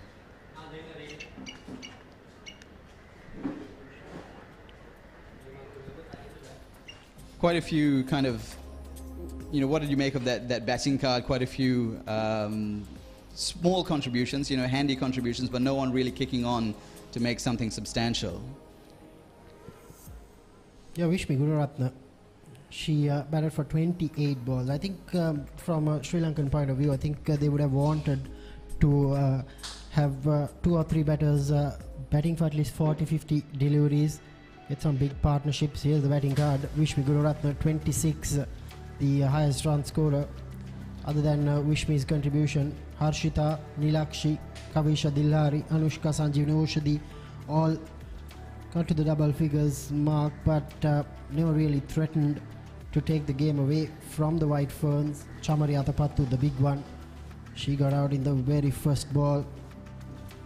Yeah, no, nothing massive in the way of partnerships either. I think Vishmi Gunaratne and Harshita Samaravikrama had 37 for the second wicket after Chamari Atapattu was out first ball, but not a lot after that.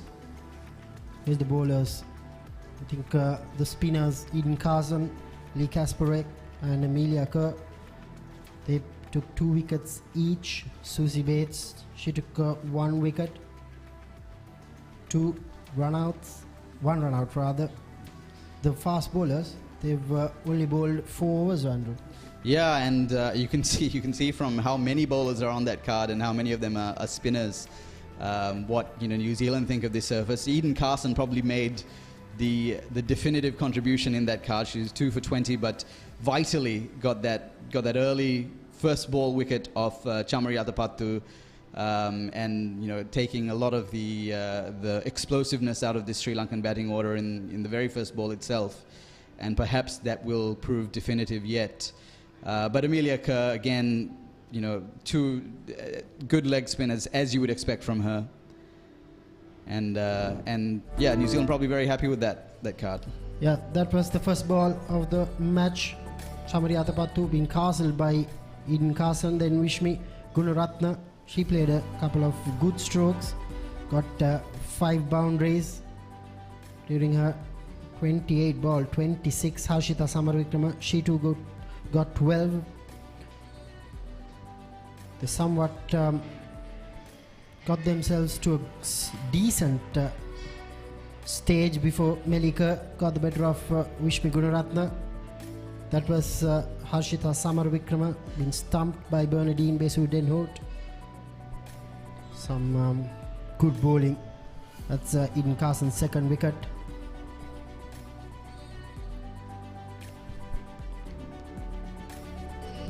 Sri Lanka didn't really get going against these New Zealand spinners. That's Kasparek. A lot of wicket-to-wicket bowling from the New Zealand spinners. They tried out a few of their less the bowlers who bowl don't typically bowl a lot of overs as well. And the last couple of overs, Sri Lanka really kind of lost steam. The momentum that Oshadi Ranasinghe and Anushka Sanjeevani had built a little bit, had kind of dissipated once Anushka Sanjeevani was out.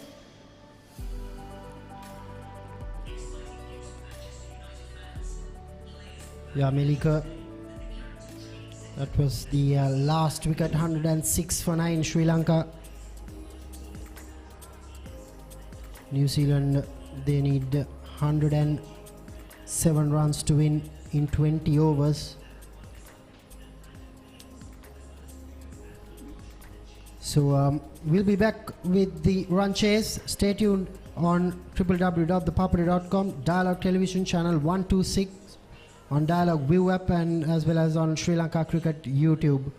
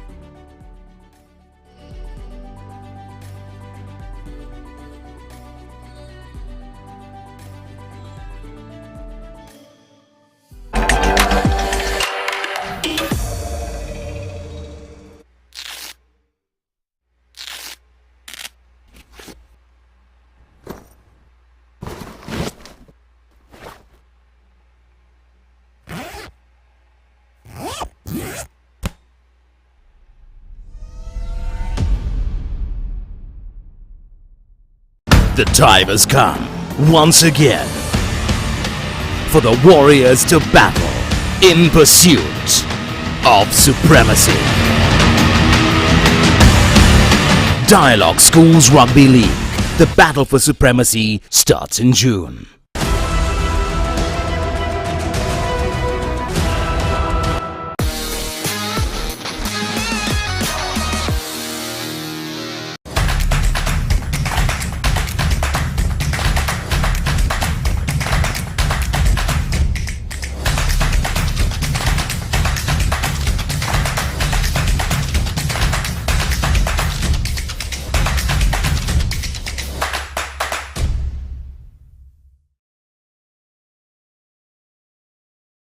Season 1 දැනුම Season 2 චරිතාවලිය Season 3 ක්‍රීඩා විප්ලව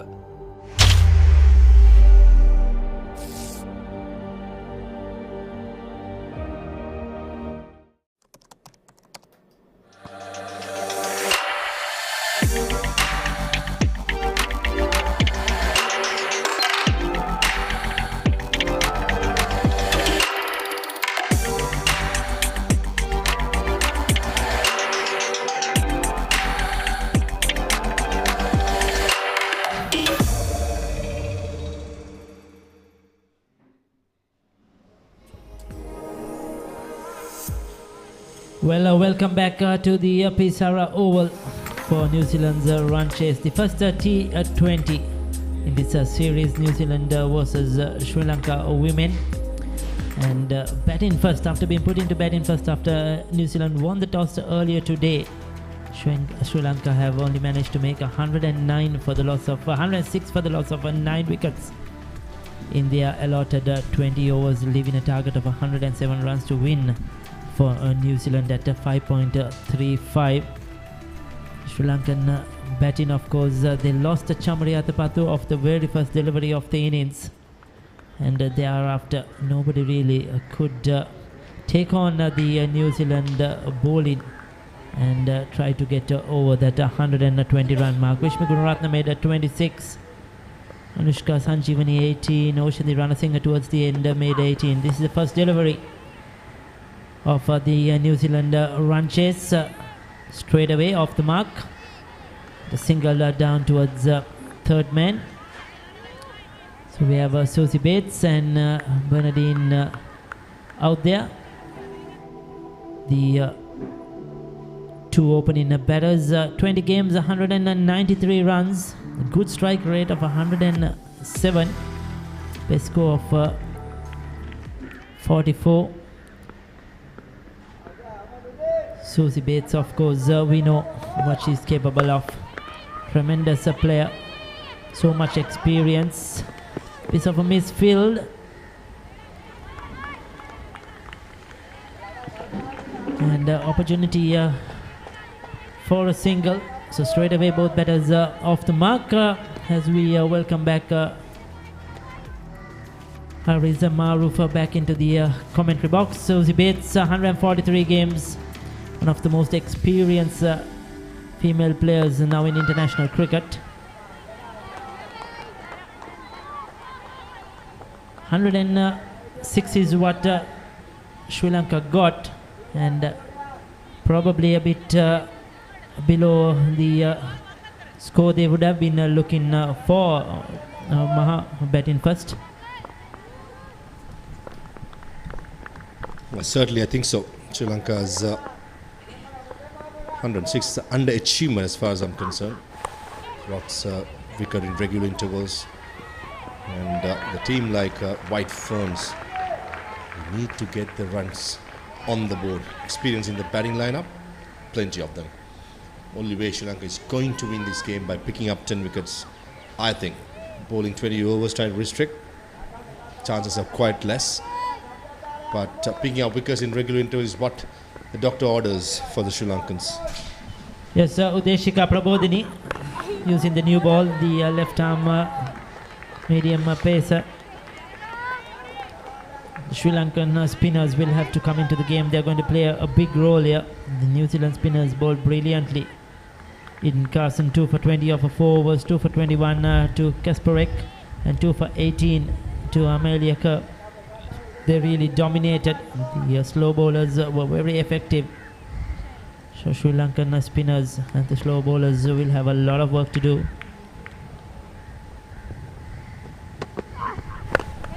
Certainly the slow bowlers will enjoy bowling in this pitch. First over gone, 3 for no loss.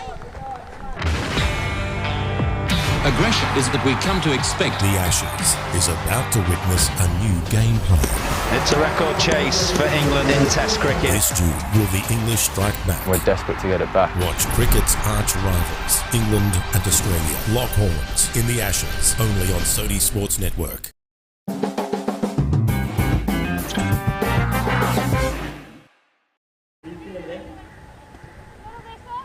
So Bernardine on 2, Susie on 1.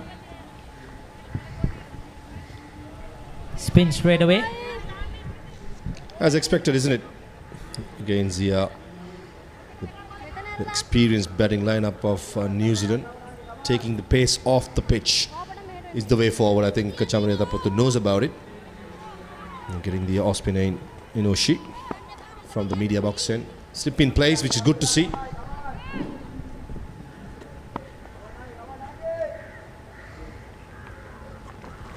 So Sri Lanka need to attack. They need wickets earlier on, especially in this power play. They cannot let the New Zealand batters get away. Inoshi Fernando has been using the new ball quite a bit in the power play overs, the ODI series as well. It's quite comfortable bowling the power play down in the third ODI up in Galle. She bowled really well in the power play. I think Chamarita Thapatu likes to use her in the power plays more like nice station for the men's team, isn't it? Bowling with the new ball with 2 fielders out. Never easy for a spinner. I think she loves that challenge of bowling in the power play and thrives on it. So a bit slow as well. This service that kept a bit low. Oh, that's bit the bat outside the off stump. But this is what Sri Lanka need to make the New Zealand batters create the pace that they are looking for. That's exactly why the slip in place. The one that doesn't turn and goes with the arm. As you speak, it's been moved away.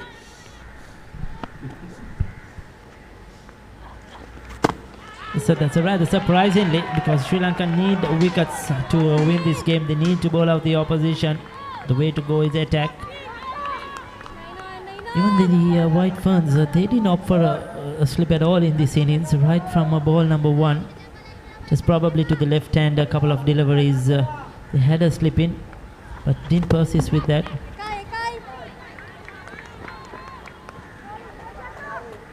Easy single to Bernardine.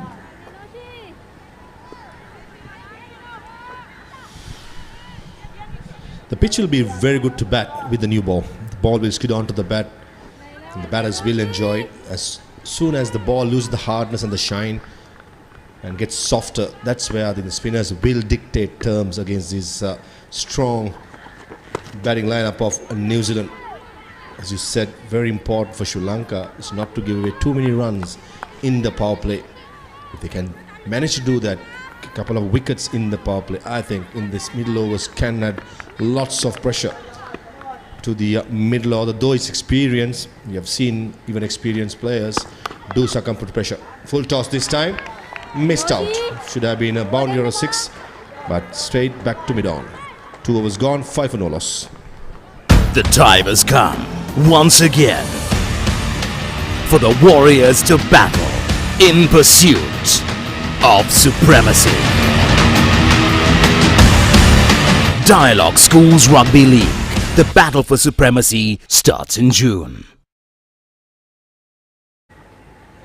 So 2 overs, 5 on the board. Bernardine is on 3. Susie is on 4. Susie Bates. A dominant, experienced, world-class player. Susie Bates out there. A wicket is so important for Sri Lanka. Deshika Prabodhini will continue with the left arm medium pace. Picks that up early. There is cover on the boundary. But you could see the ball coming off the surface really, so lots of time for the batters to get onto the back foot to play those horizontal bat shots.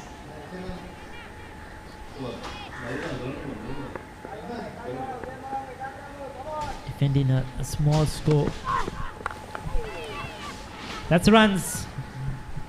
Outside edge. Just a single.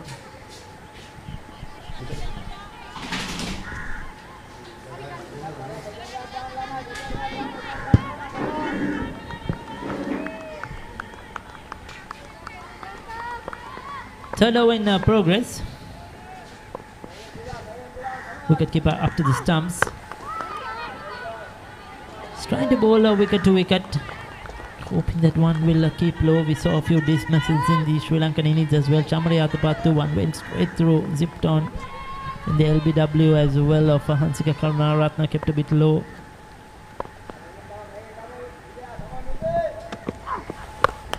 Oh, that's in there.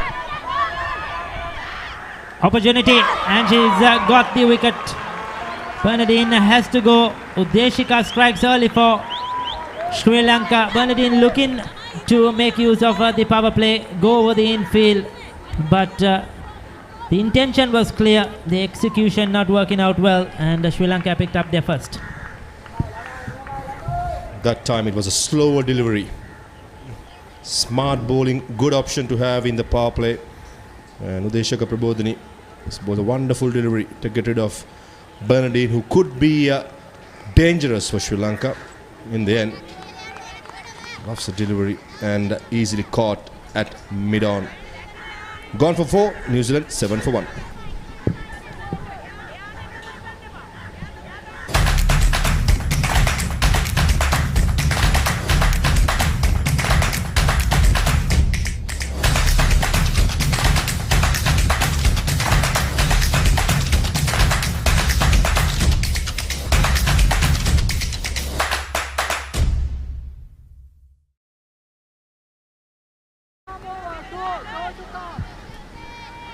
So there you go, that's a big breakthrough. Good catch by Inoshi Fernando at mid-on. That was in the air for a while. Judged it well, got under it, and took it cleanly. So this is the breakthrough Sri Lanka were looking for, a wicket early. Amelia Kerr is out there in the centre. This is the partnership that Sri Lanka would be wanting to break. Brilliant record, average of 24. The strike rate is over 100. She is the main batter for New Zealand, and Sri Lanka would be wanting to still see her back to the pavilion. 3 overs gone, 8 for 1.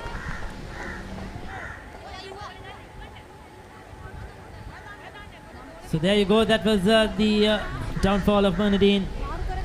Trying to slug it over mid-wicket, got a top edge, good catch, very good catch. Inoshi Fernando showing safe hands there. So change of a bowling, and just a 1 over for Inoshi Fernando. Oshadi Ranasinghe, the experienced Oshadi Ranasinghe introduced into the attack. She has done this many a time for Sri Lanka over the years, bowling in the power play. Has been very successful as well. You know, this partnership is really key here. Susie Bates, Amalia Kerr, Sophie Devine. They are the 3 top batters for New Zealand. Just like the White Ferns, Sri Lanka bringing the changes in the power play. Good shot, good shot. And bisecting that gap, square leg was up in the circle. There was 2 fielders saving the boundary balls at long on and mid-wicket. And a good option taken by Amelia Kerr. Going with the turn, placement was right, got the elevation and the gap. Brilliant. There's a Ranasinghe giving it a bit of air. She prefers to do that and to tease the batters to play a false shot. This time quicker, fired in. Kerr will be disappointed she didn't find the gap on that occasion.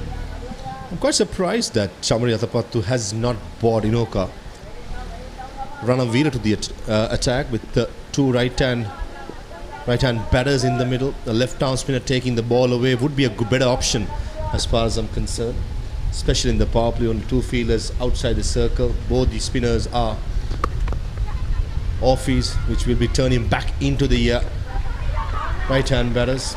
So that's an option for sure. Chamarya Thapathy could use, and interesting to see in the next 2 overs if she brings that change, which I think she should. Yes, certainly. But what I've also noticed in the past, or seen in the past, Maha, Inoka Ranavira bowls very less in the power plays. And she generally likes to bowl in those middle overs towards the end of the innings.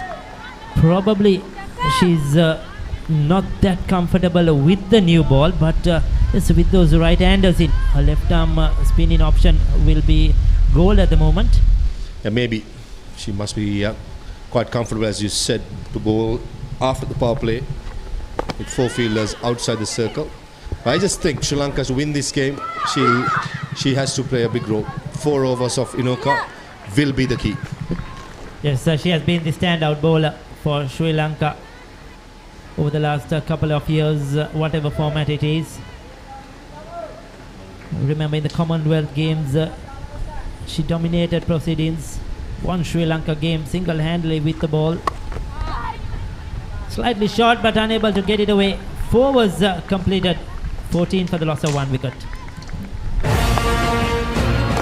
Watch as the teams battle it out for a chance to claim their spot in the prestigious ICC Men's Cricket World Cup 2023. Live on Dialog Television at no additional charge. Star Sports 1 and Star Sports 1 HD is now activated on your Dialog Television connection from 15th June to 14th July to watch the entire series. Dialog, the official sponsor of the national cricket team. Decent start for Sri Lanka in the power play so far. They've kept New Zealand down to 14. Getting that wicket, Bernardine Vazedenhout. Yeah, and just a single boundary conceded so far. Amelia Kerr hitting one a slog sweep in the last over. Takes the aerial route, Susie Bates. That's brilliant fielding. Kavisha Dilhari just gets her hand on it. Stops it. Yeah, it was fantastic commitment. Really ran that one down hard. I thought from the moment it left the bat, I thought they had 4 written all over it.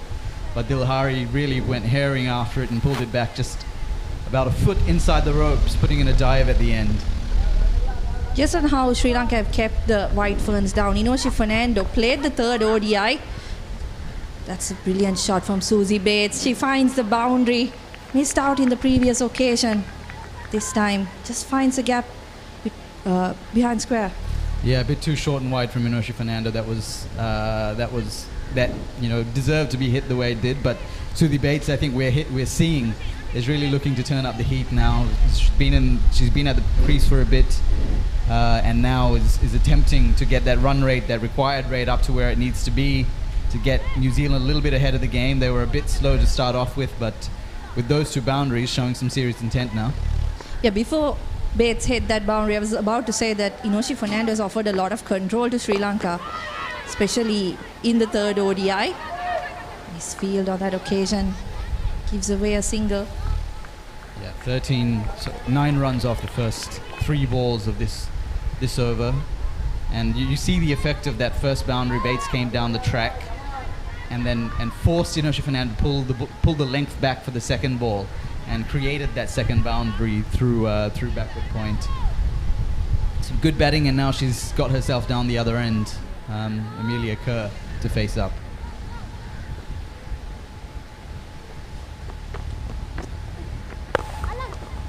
Once again down the track, and again brilliant fielding from Dilhari. She's been fantastic in all 3 departments in this tour so far. Yeah, she's shown a bit of intent with the bat as well when in her little innings didn't get to carry it on. Just made the 10 off 9 balls, but one of the few batters to score better than a run a ball with the bat, and now throwing herself out on the field as well. Has saved about probably 3 runs this over. You have to think that these are the crucial wickets for Sri Lanka. Susie Bates, Amelia Kerr and Sophie Devine to come. That middle order hasn't made too many runs on tour so far. Even in the practice game, weren't too impressive against the spinners. So Sri Lanka will know if they can make a couple of breakthroughs here. They do have a chance of keeping New Zealand below their target. Yeah, this is where a lot of the experience is, and you can see that from the way that these two are batting now. You know, they're coming down the track and making a lot of the play, getting themselves some momentum into the shot. Again, Kerr shuffles down the pitch. That was a bit short, ends up playing a cut shot in the end. But on a pitch as slow as this, they know that you've got to use your feet a bit. New Zealand 23 for 1 after 5 overs. The time has come once again for the Warriors to battle in pursuit of supremacy. Dialog Schools Rugby League. The battle for supremacy starts in June.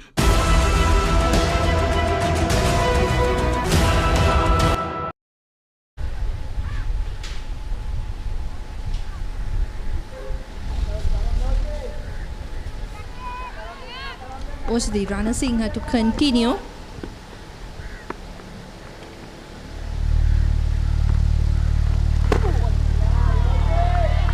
Nice and slow through the air that time.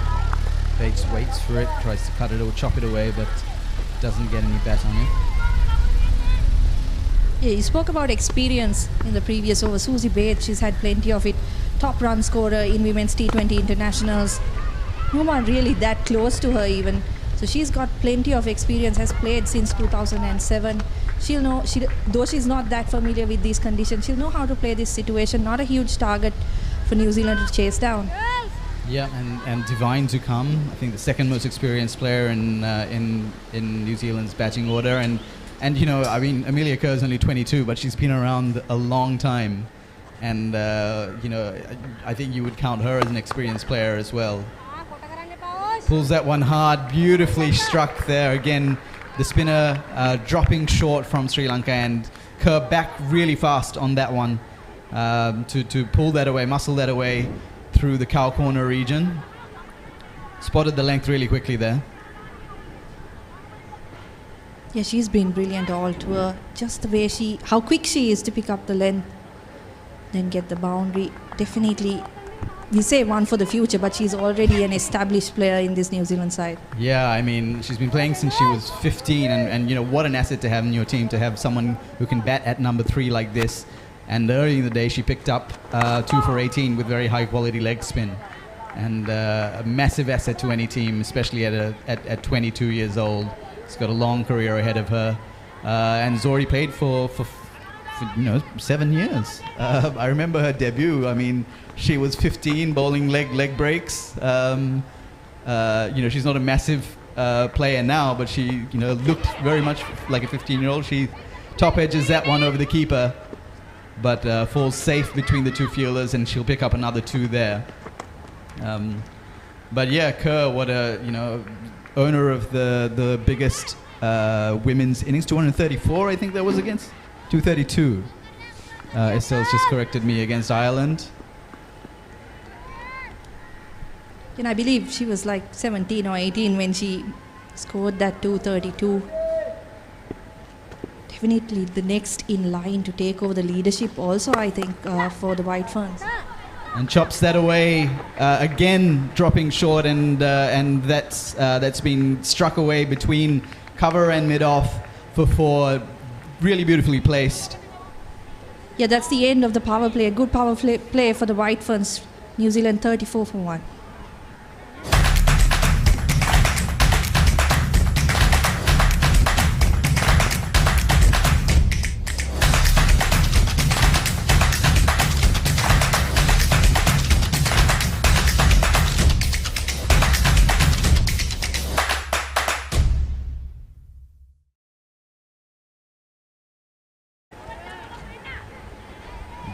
.34 for 1 at the end of the power play in New Zealand. Sri Lanka leaking 20 runs in the last 2 overs of that power play. Really need to pull this one back, change the momentum a bit.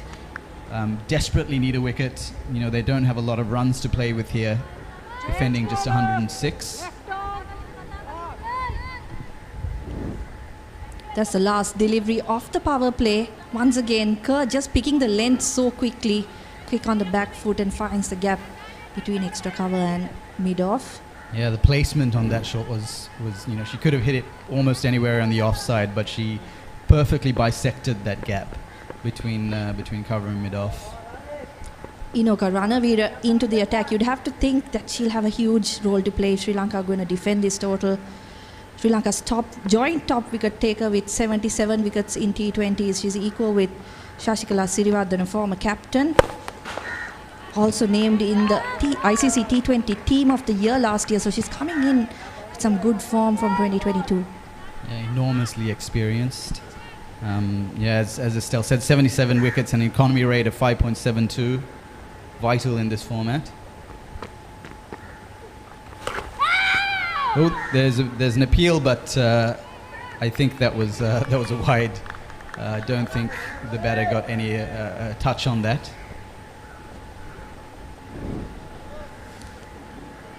Yeah, optimistic from Anushka Sanjeevani behind the stumps, possibly trying to distract the umpire a little bit because it did go down the leg side. Really slowing it up here in Ranavira. That came off the inside edge and they hair through for a single. Using all that experience, she'll have bowled on plenty of pitches like this through the course of her career. She knows exactly what to do in these kinds of situations. But this is a really important over and a really important spell for her. She's the one that maybe Sri Lanka will look to for that big breakthrough, just to break the momentum of that this partnership has built up.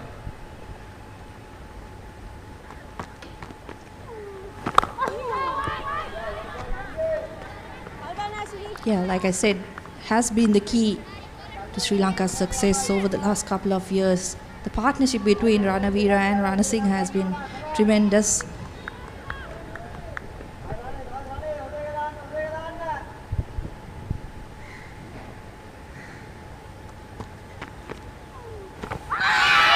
Big appeal, but no straight away from the umpire. Was that a bit too leg side? Possibly. Maybe that was going down leg. It looked from up here like it was a slightly optimistic appeal. Kerr missing the big sweep. Oh, it looks a little bit closer on the replay actually than I thought. But maybe the umpire thought it wasn't doing enough. It wasn't turning enough.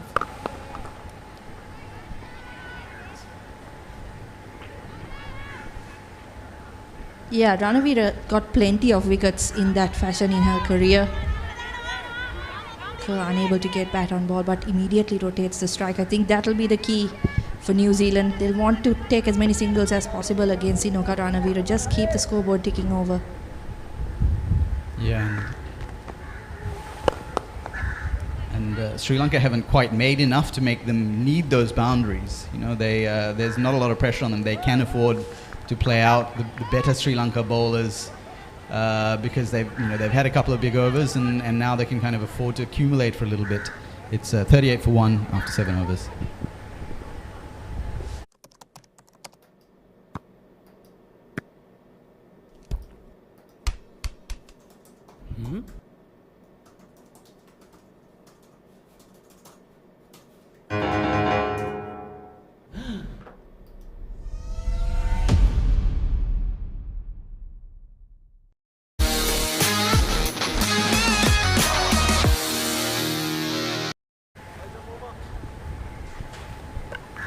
New Zealand now requiring 69 runs in 13 overs. As you mentioned, Andrew, not that many runs on the board, so they don't need to take too many risks. Can play out a couple of overs from the likes of Inoka Ranavira. Kavisha Dilhari into the attack now with her off breaks. 18 wickets from 35 matches. Economy rate a little on the high side at 6.4. What can she do? First one floated very gently up, you have to say. Bates attempting a reverse paddle.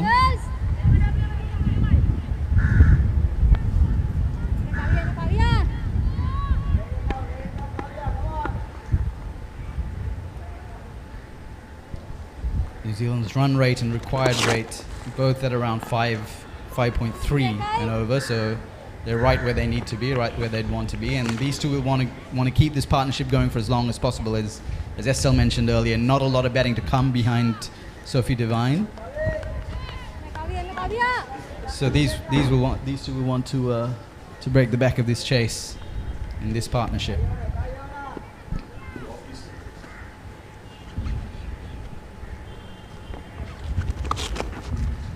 That's a nice sweep from Amelia Kerr once again. Fortunately, Sri Lanka have some cover on the leg side for the off spinner. Just picks up a single.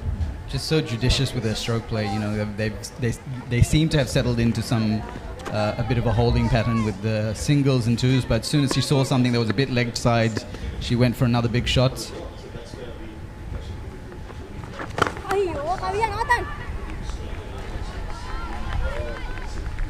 Very tricky for Chamari Athapattu with the field setting because she knows she doesn't have too many runs on the board. So does she try to bring the field up, restrict the White Ferns, just allow them to take those singles and hope that they make a mistake?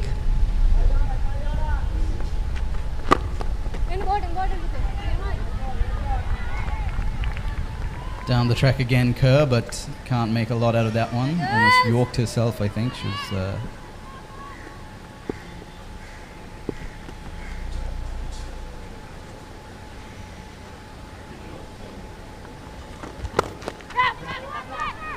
Good start for Kavisha Dilhari, ruined by that last delivery. Amelia Kerr, I beg your pardon, finds the boundary. It's brilliant end. 8 overs done, New Zealand 45 for 1.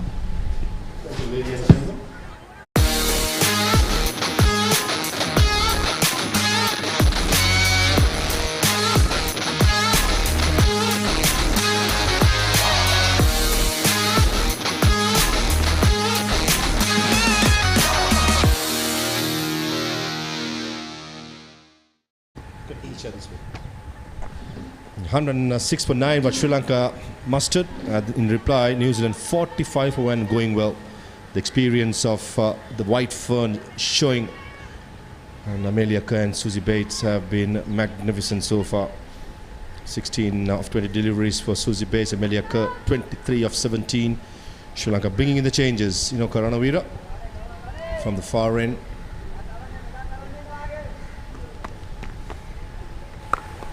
Nicely bowled. I've been joined by a sports lover who's in Sri Lanka and knows about his cricket as well. His Excellency Michael Appleton is the High Commissioner for Sri Lanka. Good morning to you, Michael. Good to have you on board. Thanks for having me. White Fern's going really well, isn't it? 106 for 9, but Sri Lanka mustered, and in reply, the Ferns has been in superb form right throughout the series. Unfortunately, lost the one-day series, but they look good to go 1-0 up. Yeah, I mean, by far their best bowling performance of the tour so far for the White Ferns, and they really have for themselves here a very gettable target, and two very experienced and accomplished batters at the wicket right now, who are charting the course very solidly at the moment. Absolutely. The experience in cricket is a long way. Beautifully played. Was short. Only find the fielder at cover point. And you did meet both the teams. And you being a sports lover, what do you reckon of White Fern's growth ever since they started playing women's cricket?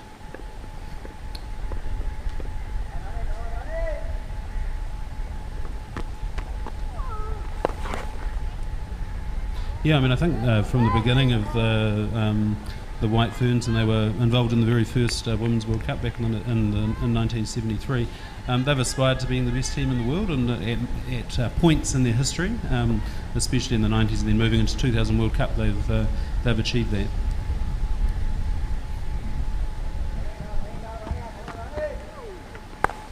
They certainly have produced many good cricketers. This is a good shot.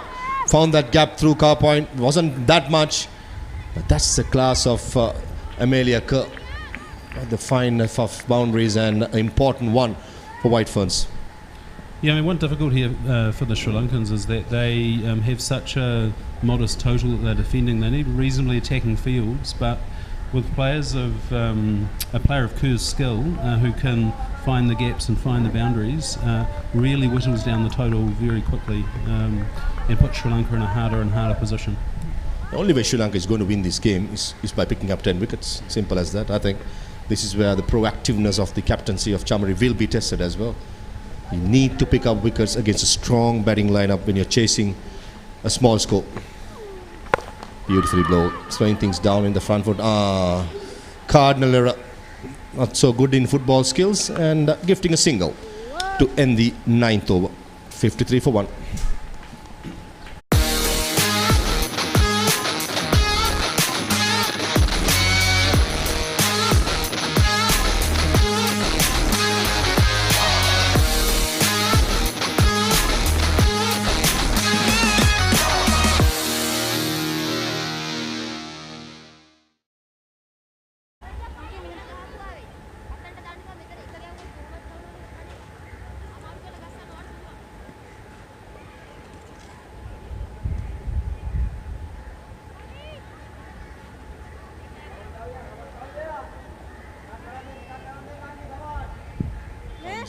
The boundary has been found as well.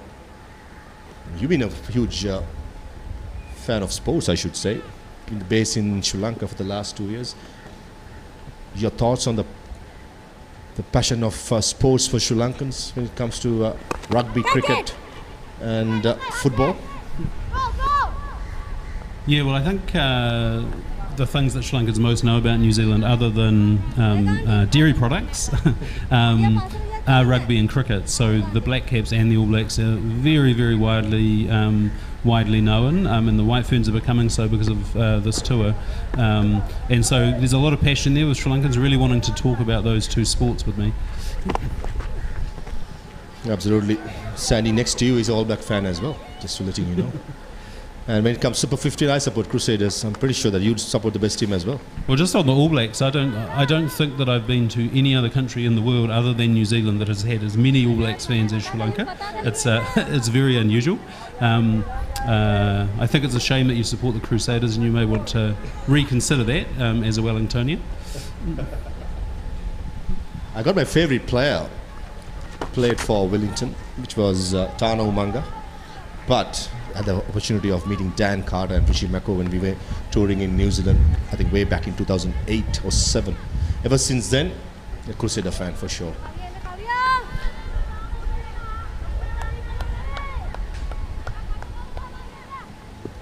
Rugby in Sri Lanka is massive as well these days. Lots of rugby, school rugby being played with Papare, showing most of the games, or in fact all the games. And the passion for rugby, especially in school, is massive.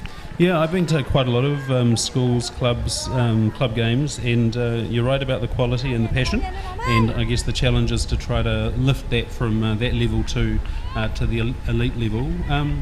The All Blacks interesting too, like the White Ferns, the Black Ferns, the New Zealand rugby women's rugby team has become more and more popular in New Zealand, and some of the most captivating moments on televised sport in New Zealand in the last few years have been the Black Ferns winning vital finals, and I think that's one thing that we're hoping with the White Ferns and the Sri Lanka women's team becoming more and more popular and visible in the media, is that there'll just be much greater support for elite women's sport moving forward in both of our countries, Sri Lanka and New Zealand.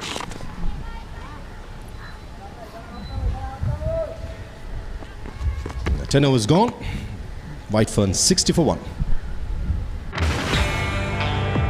Aggression is that we come to expect. The Ashes is about to witness a new game plan.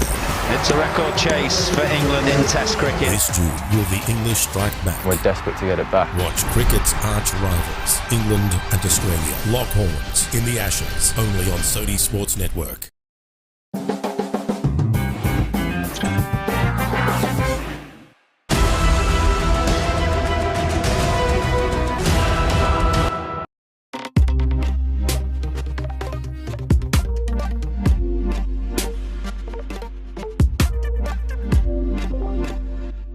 The time has come once again. for the Warriors to battle in pursuit of supremacy. Dialog Schools Rugby League. The battle for supremacy starts in June. Watch as the teams battle it out for a chance to claim their spot in the prestigious ICC Men's Cricket World Cup 2023. Live on Dialog Television at no additional charge. Star Sports 1 and Star Sports 1 HD is now activated on your Dialog Television connection from 15th June to 14th July to watch the entire series. Dialog, the official sponsor of the national cricket team. Come back out of the drinks break. 60 for 1 is White Burns at the moment. 10 overs gone. 47 runs, beg your pardon. Bernardine was caught at mid-on for 4, and ever since then, Susie Bates and Amelia Kerr. What a wonderful partnership. Susie 22 of 26 deliveries, and Amelia 32 of 23 has been the aggressor. Yeah, they both look very comfortable, but Kerr in particular has been able to find gaps and find boundaries almost at will, and really propel the White Ferns towards a position of extreme strength. And as you mentioned earlier, Sri Lanka are going to have to take some quick wickets here if they are to get back into this match. Yeah, only successful bowler Udeshika.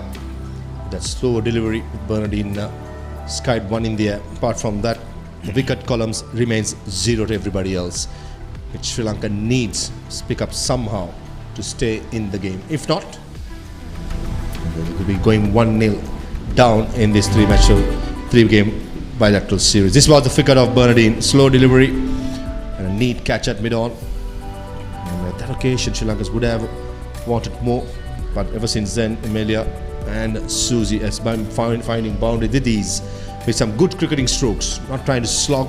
It's all about timing and placement in these wonderful batting conditions.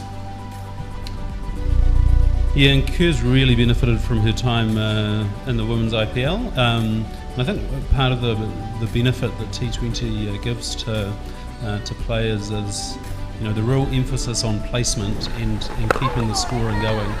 And that is really a characteristic of her game now. Absolutely. I think more women goes and plays in these leagues. The atmosphere in the dressing room is different. You got ladies from each countries representing, and personally I had that opportunity playing in the IPL, and the amount of lessons I've learned to pick up things, as well as my childhood hero was Glenn McGrath. To play alongside him was one of the proud feather in my cap as well. So these are the opportunities ladies getting as well, with women's IPL coming, and more the other countries will have their leagues as well. You know, some people say that you know, that what you're talking about, players from different teams mixing in leagues like this, can sometimes remove the competitive edge when they do play against each other on the international stage. Was that your experience? Absolutely, you're spot on there. I mean, when it comes to the weakness and strengths, let's say for example I play alongside a Pakistani. So I was played against Shoaib Malik for a couple of years. I mean, all the strength and weaknesses we knew about as an opponent, but being in the dressing room, training with him, you identify that even more, and probably bring that to the national team, and you're having the team meetings you could spread around. So that's why I think nothing remains secret now. Everything is out there, and all the players in the world, men and women, do play a lot of franchise cricket, so nothing remains secret. Nicely played. A bit of fielding at square leg, just twisting to full single. Yeah, and I think the analytical tools that are available to all the sides now mean that it is much easier for teams to hone in on weaknesses, whether of a bowler or a batter, and to really try to, you know, take advantage of that. Something that was, you know, maybe more intuitive or harder to do a generation or so ago. And so as a result of that, you can see very good batters, including someone like Steve Smith, can be found out in particular conditions because his opponents might work out that he's not very good in this particular situation or that particular situation. Yeah, we'll continue this continuation in the next over. 11 gone, 64 for 1. Season 1, Danuma. Season 2, Charita Velia. Season 3, Krida Viplava.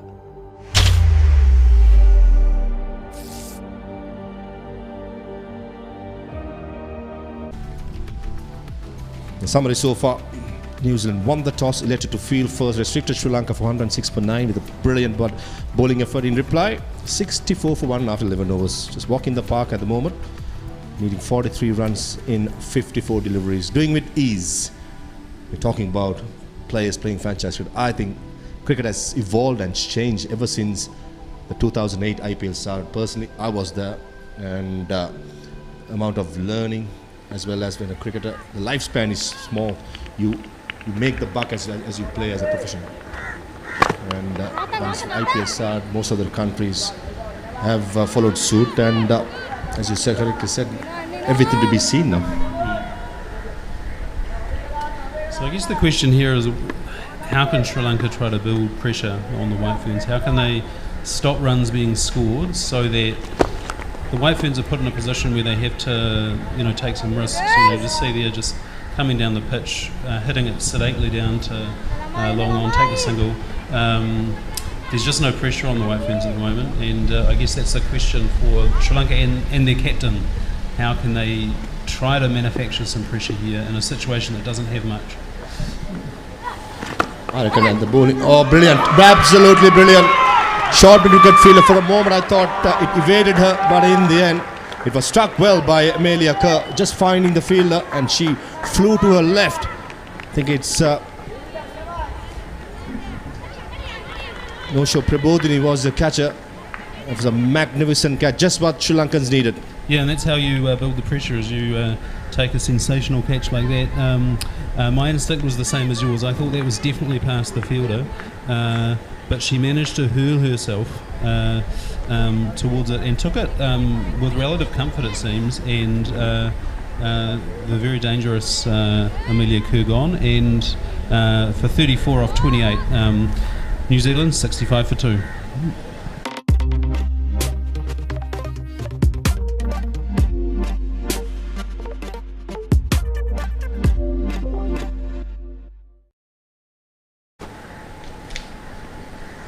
Sophie Devine, the new batter for New Zealand, the captain, walking in at number 4. Talking about experience, she has had a magnificent career. Take a look at those numbers. Average of almost 30 in T20 cricket is brilliant.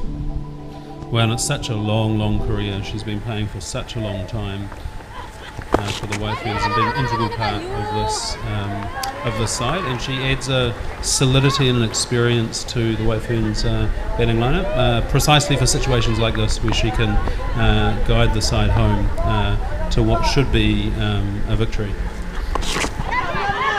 Squalic fielder, and brilliantly caught. 2 wickets in this over, just what the doctor ordered for Sri Lanka. They needed wickets to stay in the game, and 2 big wickets of Amelia Kerr first, and now skipper Sophie Devine gone without scoring. I mean, that was in some ways a more difficult catch than the first one, because it took a long time to get to her. She had to sight it. She had to sight it off a very difficult background, and then take it on the boundary. It was less an instinctive catch and more one where she had time to think about it, but she took it again comfortably. And now the White Ferns, having lost 2, Devine gone for a duck of 2 balls. New Zealand 65 for 3, and not in trouble, but the match has turned. Season 1, Danuma. Season 2, Charita Velia. Season 3, Krida Viplava.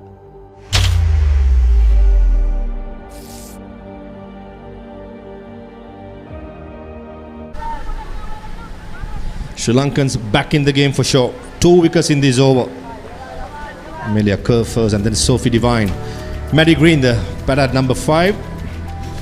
Decent numbers, can improve, but just what the Sri Lankans need has been accomplished. Just have to keep going, picking up wickets. Pressure can do wonders. Oh, outside edge beaten. 12 gone, 65 for 3.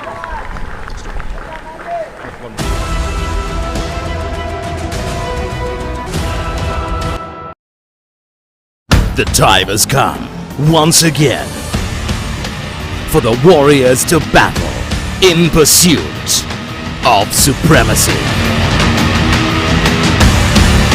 Dialog Schools Rugby League.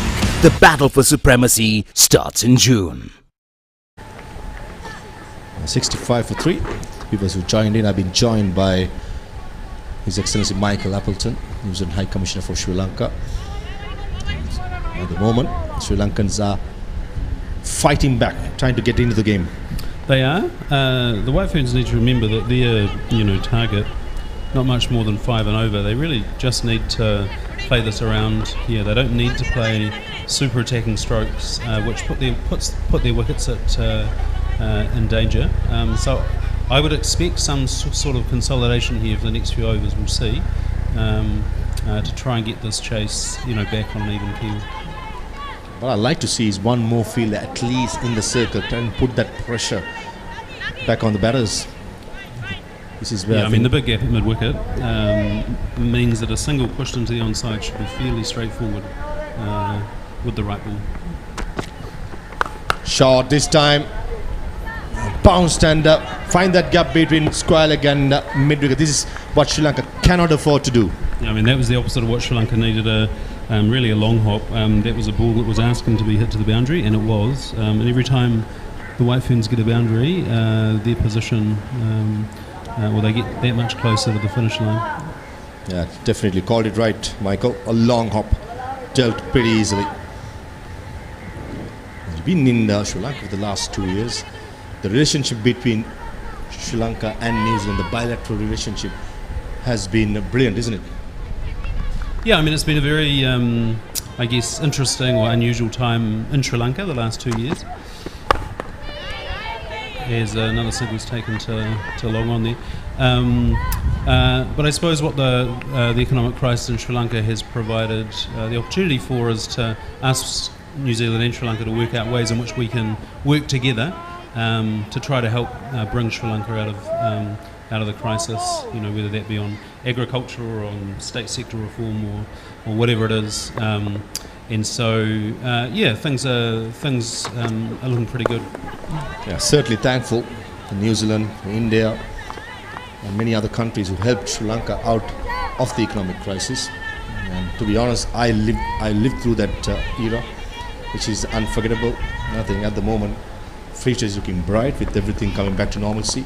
It's all about being proactive and being ready for any moment, isn't it? The COVID has had a major impact. Then the economic crisis, I think, as a Sri Lankan lived through that, I could proudly say that we have come a long way since those months.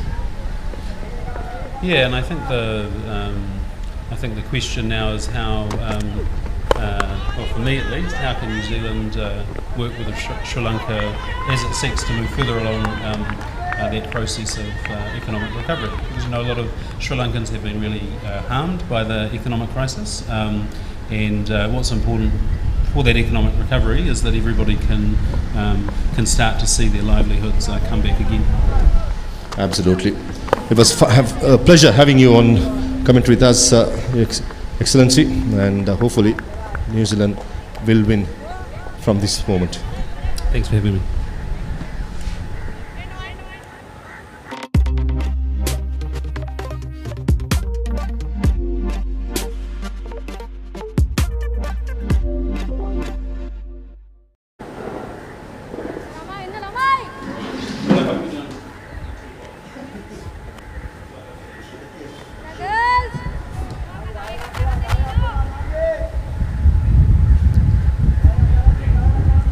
New Zealand 73 for 3. Here are the wickets. That was Bernardine Bezuidenhout caught nicely at mid-on. Amelia Kurd caught brilliantly there by Udeshika Prabodhini, who dove fast to her right. And in the same over, they also lost Sophie Devine. Big appeal, first ball of this over, but the umpire doesn't seem convinced. They go for a couple of runs. That seems to have been bad on that, not called leg byes there by the umpire. Yes, certainly it has been a very interesting passage of play. That's how Sophie Devine went. A good catch on the boundary. At that time, a very important wicket that was. Yeah. Bates really the key player here. You suspect that if she's there, towards the 18th, 19th overs, New Zealand will probably be cruising towards a victory. They don't have much to achieve in the way of a required run rate, only need to go at 4.5, a tick over 4.5 and over. So there's no pressure on them from the run rate side of things. Sri Lanka need to manufacture a couple more wickets here. They just had a double wicket over that Inoshi Fernando bowled the 12th of the innings. But again, you know, they didn't make so many runs. They got 106, 107 to get for New Zealand to win. And these two batters very capable of just cruising there. It's Susie Bates. I think that's the key wicket for Sri Lanka. She's the set batter now. 32 going at almost a run a ball. And Inoshi Fernando, she's bowled well. Oh, that's close. That's close. That's out. That's out. From here, we thought that was straight enough, and umpire Chalmers Soiza thought that would go on to hit the stumps. That's another big wicket for Inoshi.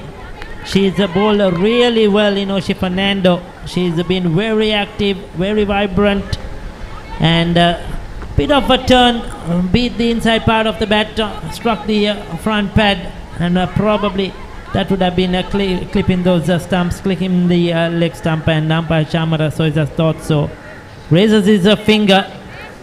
Maddie Green has to depart for just a 5. Sri Lanka have picked up another wicket. It's 77 for 4. Season 1 දැනුම, Season 2 චරිතාවලිය, Season 3 ක්‍රීඩා විප්ලව.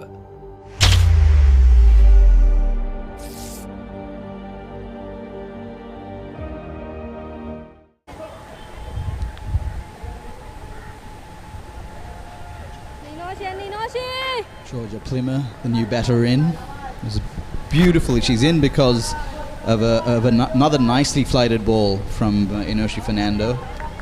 It really was a turn that beat Maddie Green's forward push. Do Sri Lanka have a sniff now?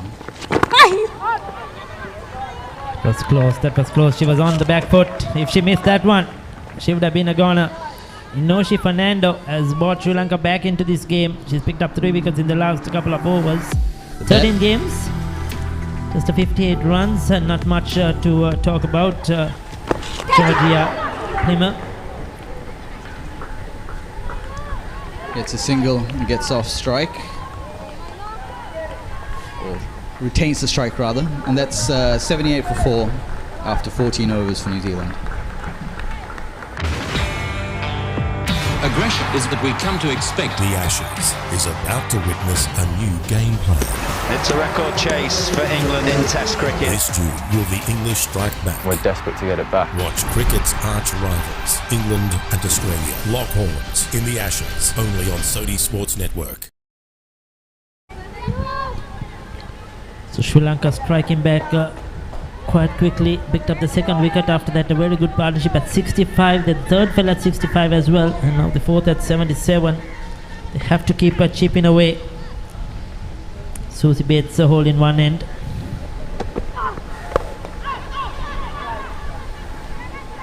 Yeah, and the bad news for Sri Lanka is that Inoshi Fernando, who has made so much of the running through this middle period, she took a double wicket. She bowled a double wicket over and then picked up the wicket of Maddie Green in the last over. Has finished with figures of 3 for 17, so they've got no more overs from her left. It'll be up to the rest of the bowlers to continue exerting the pressure that she managed to build. Yes, so certainly the other wicket taker is brought back into the attack with Ashika. She picked up the first wicket to fall. She's done a decent job, been very accurate, not given anything away at all. And if Sri Lanka can pick up Bates here, I think that's really going to be the key to whether they can defend. New Zealand only have 27 more runs to get, plenty of overs to do it in. But the wicket of Bates is the one that'll really kind of set the cat among the pigeons in the New Zealand dressing room. New Zealand comfortable, knocking it around, picking up those singles. As you mentioned earlier, nothing much in the required run rate, well within their range, just over 4 runs per over. And they could get there comfortably, picking up the ones and the twos. They will not want to expose their low order. Yeah, it's not one that scored a lot of runs in this tour, especially. Georgia Plymouth did make a 23 in the first one day and a 10 not out in the second one, but it hasn't been one of their strengths, New Zealand, particularly in conditions like this. So Susie Bates' experience kind of really vital to New Zealand at the moment.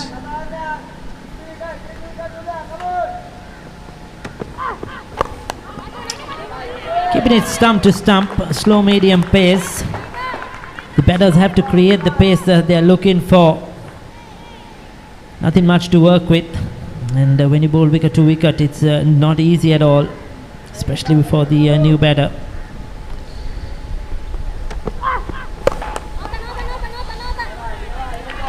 Yeah, it's good bowling. She's a strong offside field, but it's 15 overs gone now. New Zealand are 82 for 4.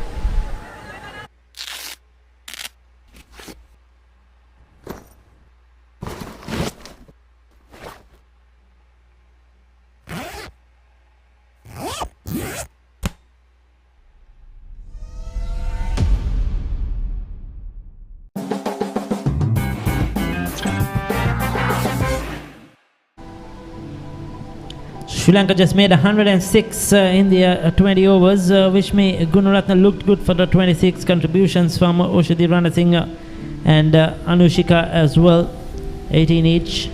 The spinners dominated for New Zealand, Amelia Kerr, Eden Carson, and the newcomer into this 20 side, Kasparek, picked up 2 wickets as well. Now these 2 overs from Inoka Ranavira are going to be crucial. These are the 2 key overs that probably would make or break this game. If Inoka Ranavira can pick up some wickets here, Sri Lanka will feel that have some chance in this game. She's been Sri Lanka's top bowler over the last couple of years, whether it's been played in Sri Lanka or overseas. She's picked up lots of wickets and she's been very accurate as well. Yeah, the Susie Bates, Inoka Ranavira battle really is the key one here. 2 enormously experienced players. Inoka Ranavira has, been bowling on these kinds of surfaces for a long time and been successful on them for a long time. Down the track, and that's lofted over the infield. A couple of bounces, just a single bounce over the boundary for 4. That's a fantastic shot from Georgia Plymouth. Took the risk. Ranavira was looking to dart that one in, but Plymouth was good enough to get down there and lifted it brilliantly. Hit that nicely, didn't she, Ricky? Yes, certainly using her feet well. There was a bit of a risk factor, but she was confident enough she could get it over that mid-on fielder.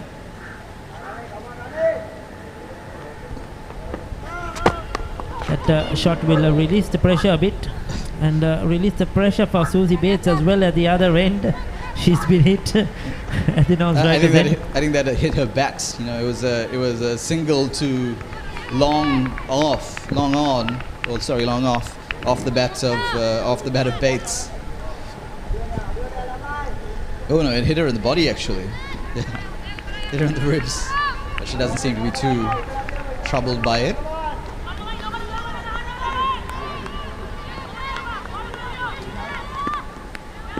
Just 18 to get now for New Zealand.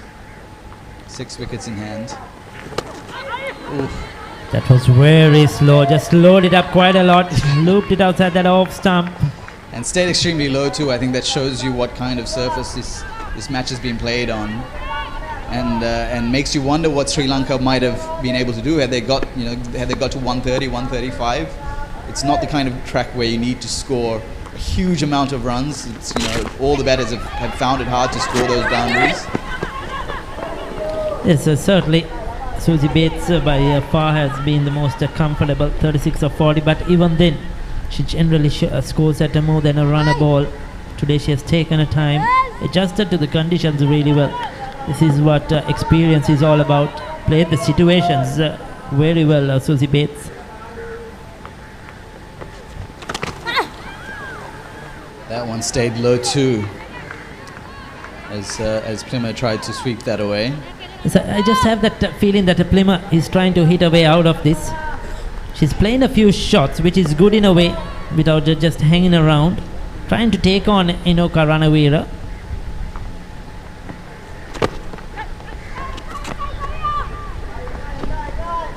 Yeah, in New Zealand's best interest to try and finish it off quickly, get that comfortable win.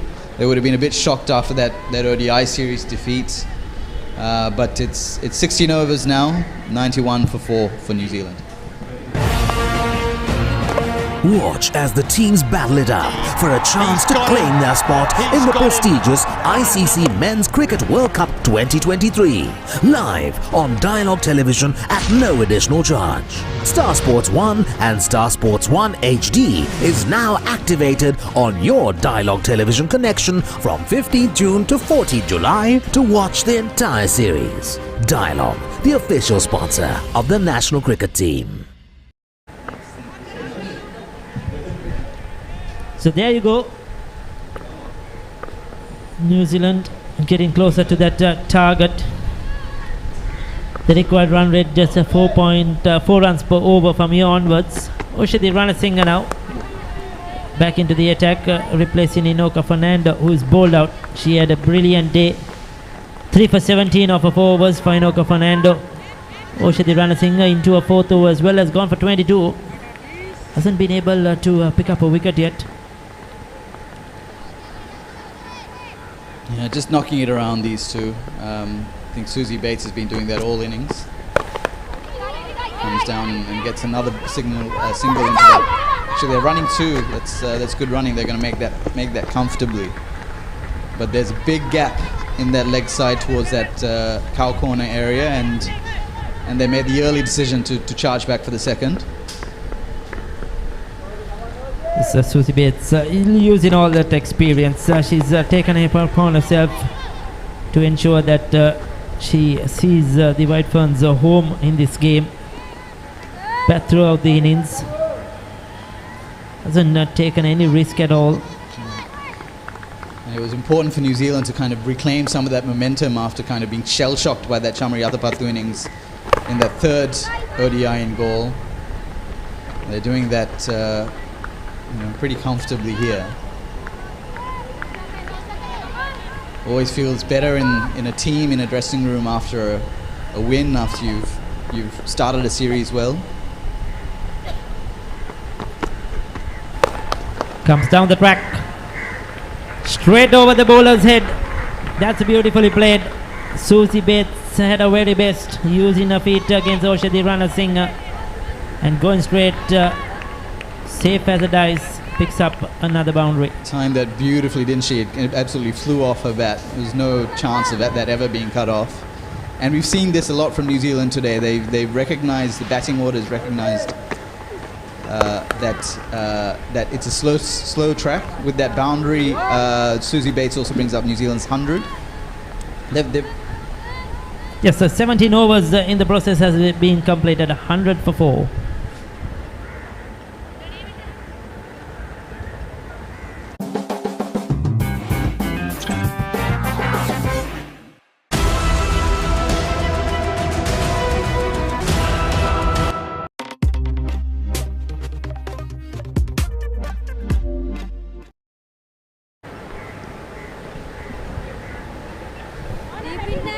Just a few runs to get now. Just 7 to win. New Zealand on the verge of going 1-0 up in this series, unless Kavisha Dilhari, I think it is, with the ball, can do something special, can do something unusual. Probably a hat-trick is needed, Andrew. Just 6 quick wickets, Ricky. That's all it'll take. 6 quick wickets and it could turn around. That was that last shot from Susie Bates. 43 of 44. Georgia Plima has added some momentum, 11 of 12. She's played a couple of shots, not afraid to use her feet. Oh, that's close, that's out, is it? Oh, that looked very close, probably an inside edge. Could have saved, but that looked very straight. Hit the back leg as well, Andrew, I thought so. Yeah, let's watch the replay here. Maybe turning too much, maybe turning too far to the leg side. From up here, from this distance, it looked like it was headed towards the stumps, but I think the umpire makes a good call on that one that was turning quite a bit. But a beautifully flighted delivery by Kavisha Dilhari to get the batter to play a false stroke there. Yes, certainly umpire Chamra Soiz has had a good game. That looked close in initial impact, but probably, like you mentioned, that bit of a turn would have missed the leg stump. And he's made some very good decisions. That stump in earlier on, the LBW, very experienced now, coming up the ranks quite quickly. Sri Lankan umpiring.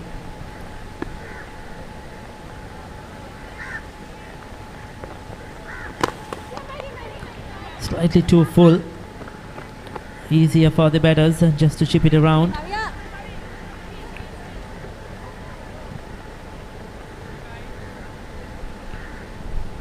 Yeah, it has been a I wonder what the next matches as we look ahead to Monday, what kind of track they'll get for that, because this one has clearly a worn surface that was used today, and that's kind of dominated the way that both these teams have had to go about the way they play. New Zealand have adapted quite nicely, despite being the team who are playing away from home. The way they use their slower bowlers, the way they went to their stocks in terms of their part-time bowlers even, who came in and bowled a few cutters, used their spinners a lot. The fast bowlers, I think, bowled only 4 overs in their innings, so they recognized early on what kind of surf it was, and kept Sri Lanka down to that very achievable target. And with the bat, they've come down the crease a lot and created a lot of their own momentum. They knew that it's not the kind of track where you can just stay back in your crease and time the ball. You need to put some muscle into your shot, get some movement into your shots. And they've targeted that kind of that V area, that players from New Zealand tend to do. It's a big appeal, and this one is given Kavisha Dilhari with an arm ball. Gets the better of the batter there. Susie Bates out for 44, but you suspect that she's done her job. New Zealand just 4 runs away from victory here, but Kavisha Dilhari will definitely remember that wicket. It's an important one, or it's a big one. It's certainly, Andrew. She's troubled both batters in this over. A couple of times they were beaten in the flight, hit on the pads, and this time Susie Bates trying to work it towards mid-on, missed it completely. She's out for a well-made 44, 18 overs completed, 103 for 5.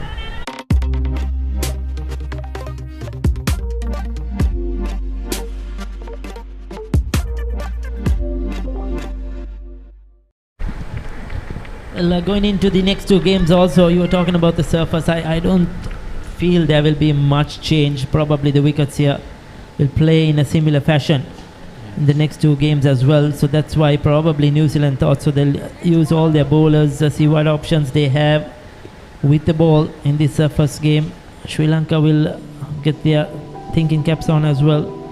Hanaro, 35 games, just 98 runs. Strike rate is good, 102, highest score of 27, not out. She did really well with the ball today, picking up 2 wickets.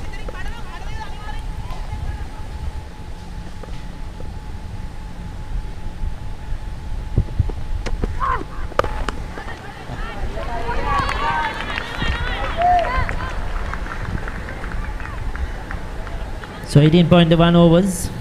Deshika put in a final over.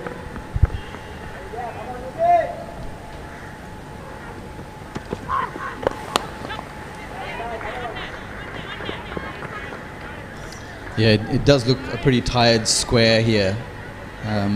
End of season square at the Pisara Oval. Generally, this is a track that has a bit of bounce. This is a venue that has quite a bit of bounce, but we absolutely haven't seen that today. A lot of balls keeping low. Perhaps that is to be the theme of the series. Looking at the rest of this square. It's not the normal surface we'll get here at the Oval. Generally, there is some bounce, some good carry through, good batting track. It's one where the seamers generally look forward to bowling at, isn't it? Exactly. It's not known to be a spin bowling surface. Of many of the surfaces in South Asia, I would say, this has a reputation for bounce more than just about anything, but we haven't seen that at all today. Yes, exactly. When you play Test match cricket, visiting teams generally like to prefer to play at the Oval because they know there will be some grass, there will be some carry, and visiting fast bowlers and even Sri Lankan fast bowlers over the years have done well here at the Oval. But, perhaps the New Zealand team will be aware that the men's team, Tim Southee and Trent Boult have actually got quite a lot of wickets here. I think they've won here the last 2 times they've played. That's a quick single, and if she had hit, maybe Georgia Plimmer would have been in trouble there, but it was a quick single to mid off, but they make it and they run an overthrow, and I think that's the game. That's the game for New Zealand. It was a close call, a close shave, a direct hit. Probably would have given Sri Lanka, another wicket, but they got the overthrow in the meantime. And New Zealand have sealed this first T20, winning by 5 wickets. It has been a closer game than we thought. So Sri Lanka just making that 106 for 9 in their allotted 20 overs, and New Zealand have got their in 18.5 overs. So it hasn't been easy for them. But Susie Bates, with all her experience, 44, has ensured they got home, and Amelia Kerr, she's been in excellent form, 34 for her as well, has ensured the white firms have got over Sri Lanka and taken this first T20 in this 3-match T20 series here at the Oval. Yeah, Inertia Fernando injected a little bit of excitement into those middle overs, getting 3 for 17 in her 4-over spell. But it was always too few runs, wasn't it, for Sri Lanka? Sri Lanka needed to be closer to that 130, 135 range. And if they had been, there would have been a really competitive total on this surface. But New Zealand, you have to say, probably the team that adapted better to the conditions, despite being the away team. They've had a little bit of experience in these kinds of surfaces in Gaul in the one-dayers, and today they went to used a full complement of bowlers. And their batters really understood which parts of the ground you need to target in these kinds of conditions, and they've got across the line pretty comfortably in the 18th over. Yes, I said it was a good game, though. A good game of T20 cricket, and both teams were very competitive. And New Zealand will be the happier side, smiles back on their faces after losing that ODI series. They were expected to easily topple Sri Lanka in both the ODI series and in this T20 series, but things haven't gone their way. Chamaria Athapattu has stood in between and won that ODI series. Today she failed, she was out early, but Sri Lanka, they will take the positives from this game, come back strongly in the next game. They know what the surfaces will look like, and I'm sure they will come back strongly. But New Zealand, the happier side as the teams shake hands, the coaching staff as well. And it's good to see we have had a few spectators watching this game today, and that is good to see. The followers of women's cricket, you need the support for women's cricket, and it's good to see all those ladies, gents, everybody, cricket lovers here at the Oval watching this first T20. We take a look at the batting card, and there you go, Bernadine. She was out early for 4. Then Susie Bates and Amelia Kerr, that partnership of 65 got them close. Bates 44, Amelia Kerr 34. Quick wicket. Sophie Devine fell early, just in her third delivery. She was out without scoring. Maddie Green too fell for 5, but Georgia Plimmer ensured that New Zealand got over the mark, and with 7 deliveries to spare, get into 107 for the loss of 5 wickets. And the bowling card for Sri Lanka, Inertia Fernando, the standout there with 3 for 17, with Shika Prabodhini and Kavisha Dilhari getting a late wicket as well. The other, they're the 2 other wicket takers. Little bit expensive from Oshadi Fernando and Inora Karanawira, but Oshadi Prabodhini, I should say, and but it was it was always going to be a tough ask for them defending 106. It's certainly not easy against a strong, experienced batting lineup. And they did well though to drag it towards the 19th over. And the Sri Lankan bowlers overall did a decent job. Take a look at this New Zealand run chase. That was the first wicket. Bernadine going for that big hike over mid wicket. She was out caught. A good catch. Inoshi Fernando had a very good game. But then that partnership, crucial partnership between Susie Bates and Amelia Kerr, took the game away from Sri Lanka. They're top class batters, very experienced, and they know how to get about these run chasers. And they were looking very comfortable. Played their shots well through the offside, through the onside. And Amelia Kerr in particular, she was looking good until that brilliant catch. That was brilliant from Udeshika at mid-wicket. Then came the skipper trying to hit one out of the park. Was out, caught in the deep. 2 wickets in that over. And Sri Lanka were back in the game. And then the LBW of Maddie Green as well. Inoka Fernando picking up 3 wickets quickly. Brought Sri Lanka back into the game, gave them some hope. But Georgia Plymouth joining Susie Bates ensured that not much damage was done. Susie Bates was out towards the end for a Melbourne 44. And New Zealand getting home with 7 deliveries to spare, 5 wickets in hand. Yeah, comfortable for New Zealand in the end. Amelia Kerr got a couple of wickets and as well as a 34, contributing across both disciplines. But it was, 106 for 9. I think that's when the game was lost. Sri Lanka had some decent periods in their batting. Vishmi Gunaratne got to 26 off 28. A decent partnership towards the end as well. But they were always lacking a bit of power with Chamari Yadapattu out very first ball to the off spinner, to the New Zealand off spinner. Yes, certainly just 106 and New Zealand chasing that in 18.5 overs. Bates 44, Amelia Kerr 34, Georgia Plymouth 16 not out. Inoshi Fernando 3 for 17 of overs. She was the pick of the bowlers and New Zealand comfortably winning at the end by 5 wickets.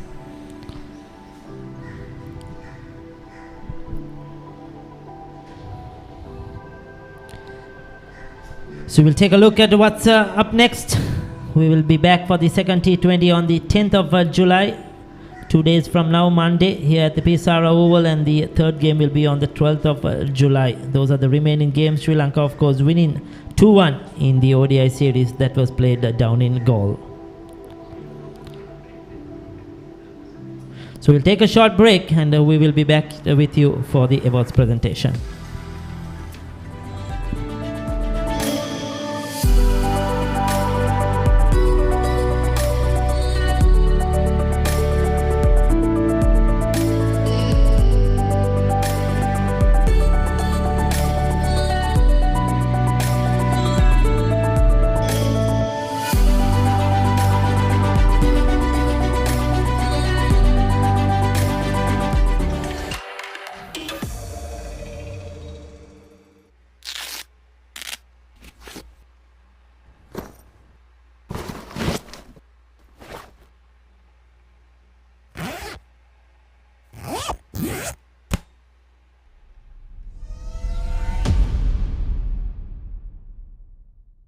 The time has come, once again, for the Warriors to battle in pursuit of supremacy.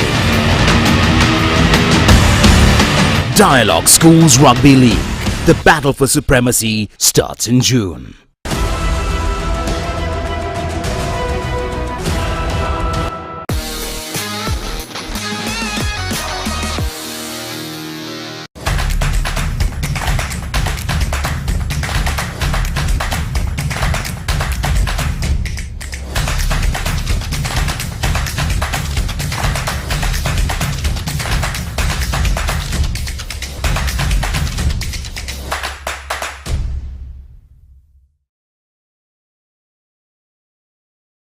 Season 1 දැනුම, Season 2 චරිතාවලිය, Season 3 ක්‍රීඩා විප්ලව.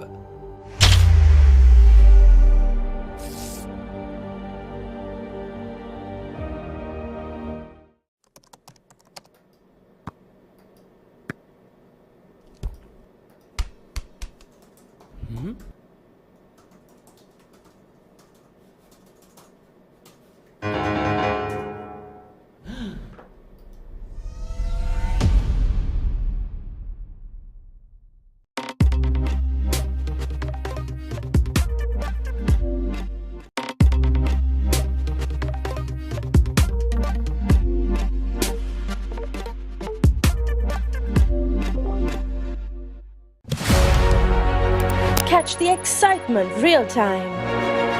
Be up to date with it all. Let us capture your milestones.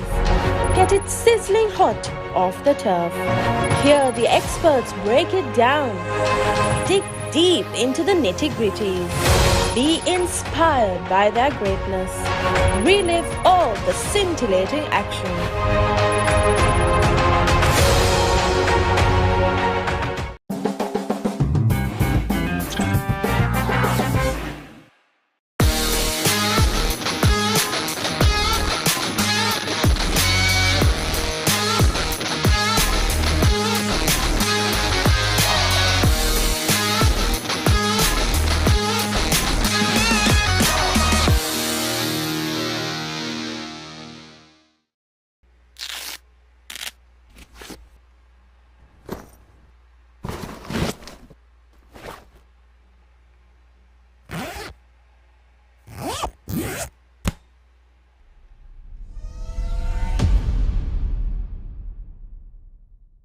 The time has come, once again, for the Warriors to battle in pursuit of supremacy.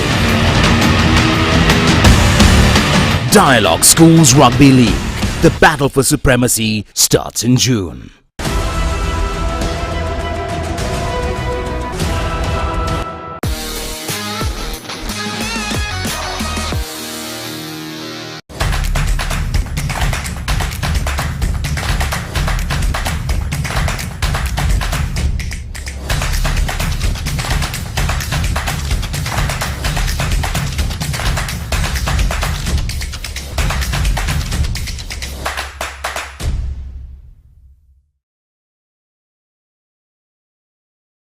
Season 1 දැනුම Season 2 චරිතාවලිය Season 3 ක්‍රීඩා විප්ලව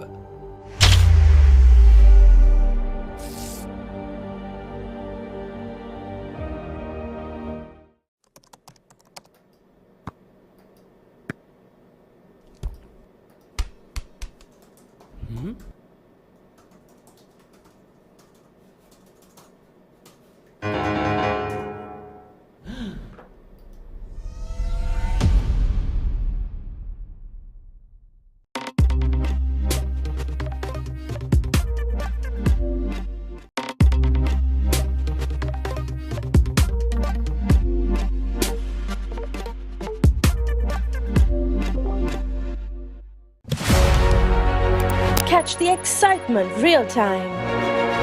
Be up to date with it all. Let us capture your milestones. Get it sizzling hot off the turf. Hear the experts break it down. Dig deep into the nitty-gritties. Be inspired by their greatness. Relive all the scintillating action.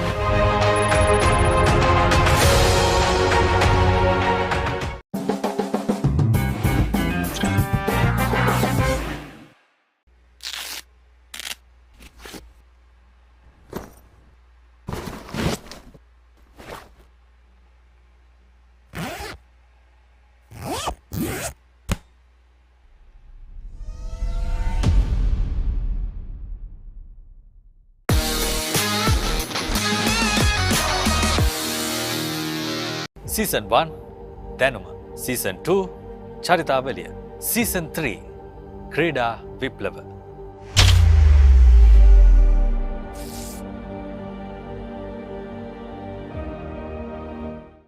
The time has come, once again, for the Warriors to battle in pursuit of supremacy.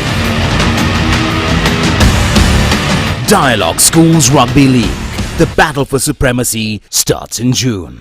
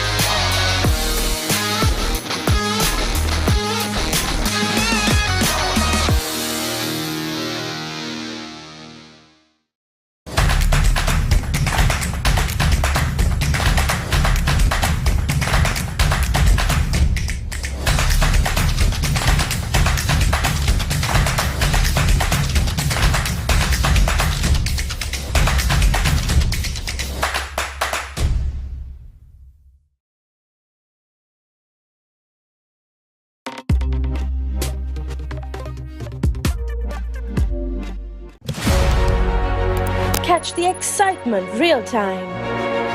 Be up to date with it all. Let us capture your milestones.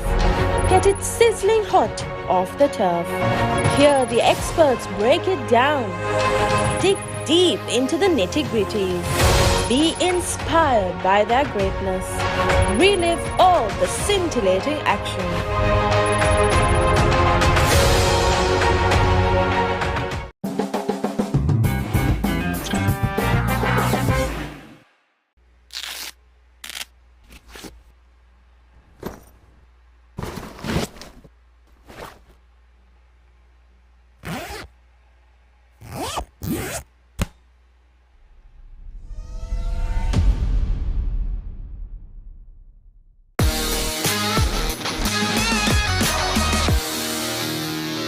Season 1 දැනුම Season 2 චරිතාවලිය Season 3 ක්‍රීඩා විප්ලව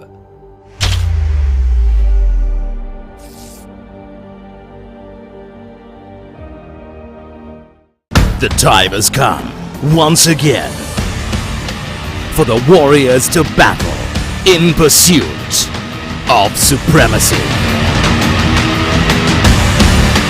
Dialog Schools Rugby League. The battle for supremacy starts in June.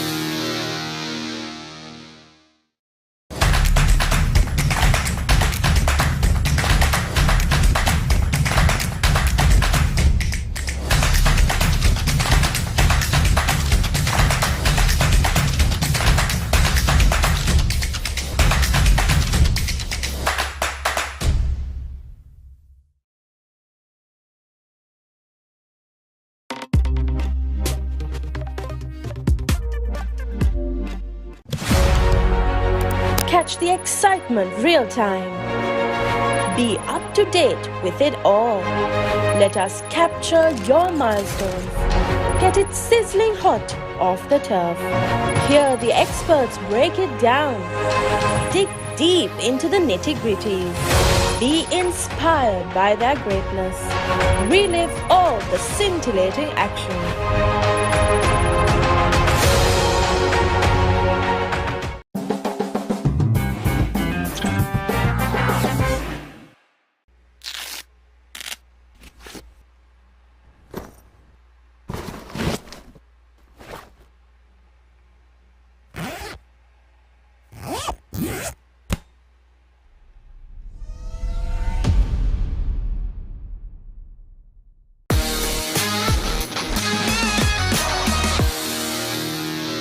Season 1 දැනුම Season 2 චරිතාවලිය Season 3 ක්‍රීඩා විප්ලව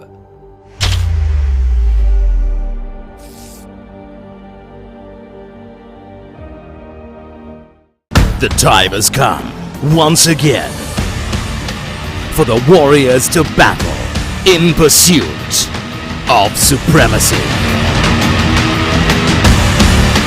Dialog Schools Rugby League. The battle for supremacy.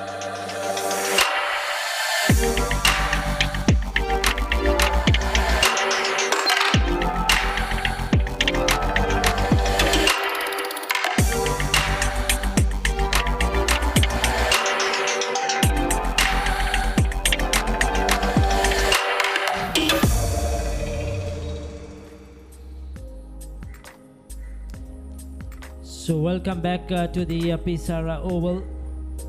The first T20 Sri Lanka women versus New Zealand women. New Zealand women winning that game by 5 wickets chasing down a small target of 107, got there in 18.5 overs. Thanks to the experienced Susie Bates. Damit Veerasinghe is down there for the presentation ceremony. Afternoon, ladies and gentlemen. We are all set for the post-match presentation of this first T20I game between Sri Lanka women and New Zealand women. First, I would like to speak to the losing captain, Chamari Atapattu of Sri Lanka. Chamari, hard game. Where do you think Sri Lanka lost the game? Actually, we lost 20-25 runs. Especially, I got out in first ball, and our batting lineups a little bit struggle. But I'm really happy about our bowling unit. They've done really good today. So especially, I can mention Inoshi Fernando and Udeshika bowling really good. So hopefully we can continue this bowling performance in next game, and we have to improve our batting for next game. A word on Inoshi Fernando picked up a couple of wickets. She's also still very young. No, actually she's a little bit experienced player, but last 2 years she doesn't play any international game. She could come back to the side. She done really good job. So hopefully she will continue this form in next games and next couple of tours. Thank you very much, Chamari. Wish you all the very best for the next couple of games. Thank you so much. Next, we would like to speak to the New Zealand women captain, Sophie Devine.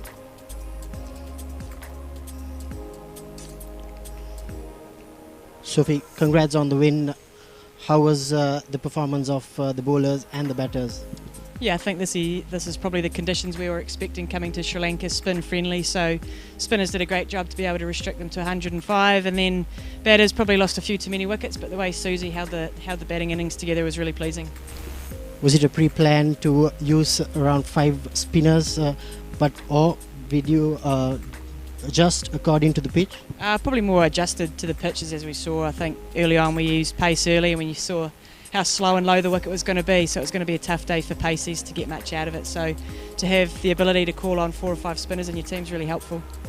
Thank you very much, Sophie. Wish you all the very best for the next 2 games. Thank you. Next, we would like to invite Executive Committee member of Sri Lanka Cricket, Mr. Marlon Ranasinghe, to present the Player of the Match award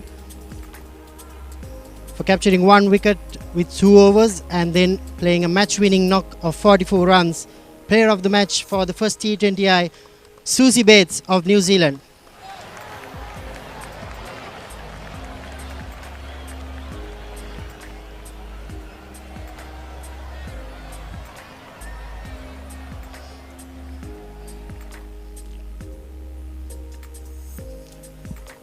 Susie, would like to have a word or two with you. What do you make of the team's performance today? Yeah, I'm really pleased to get the win in the first match. Conditions were very different to Gull, so we talked about having to adapt to those, and obviously lots of spin bowling. But yeah, I thought with the ball we were much better than we have been so far as a collective, and then with the bat it was just making sure that once the batter got in that we finished off the game, which disappointing to get out at the end, but once you're set on that wicket you kind of have to stay in and make the most of it. Thank you very much, Susie. Wish you all the very best for the next 2 games. So that's it from the post-match presentation of the first T20I. So there you go. The winning captain from New Zealand looking very happy. Susie Bates, the player of the match, picking up 1 wicket and scoring a vital 44 to ensure the White Ferns get home over Sri Lanka in this first game. Once again, Sri Lanka put into bat made just 106 for 9. Vishmi Gunaratne 26, Oshadi Ranasinghe and Anushika contributing 18 each. Amalika was a standout, 2 for 18 off of 4 overs. Eden Carson 2 for 20 and 2 for 21 as well for the other bowler who did well, Kasparek. New Zealand 107 for 5.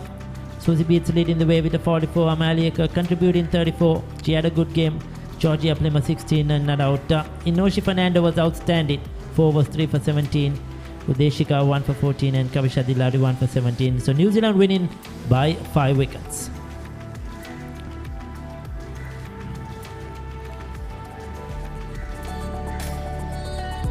So far the tally: Sri Lanka versus New Zealand T20 internationals for the women's teams. 11 games played, and New Zealand going 1 up today, getting it 11 on the board. They came into the game 10-0 and now they are 11-0 over Sri Lanka. Sri Lanka will be looking to come back in that second T20 and try to win their first T20 international versus New Zealand.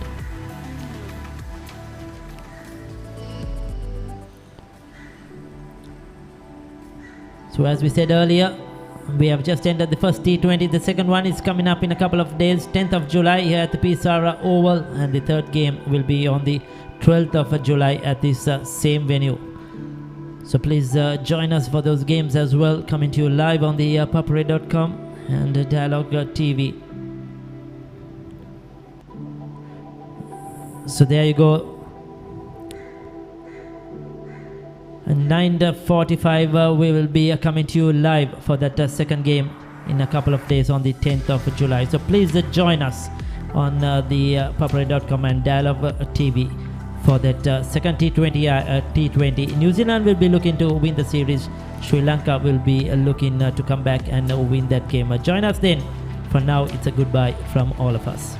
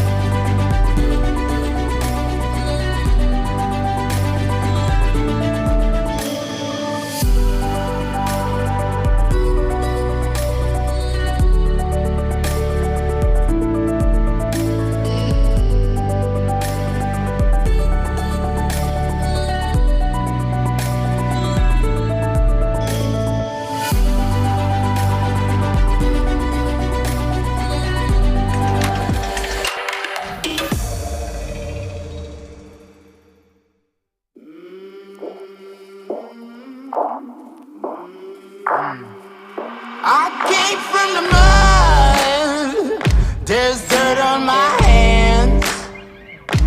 Strong like a tree, there's roots where I stand. Oh, I've been running from the law. Hope they won't shoot me down soon.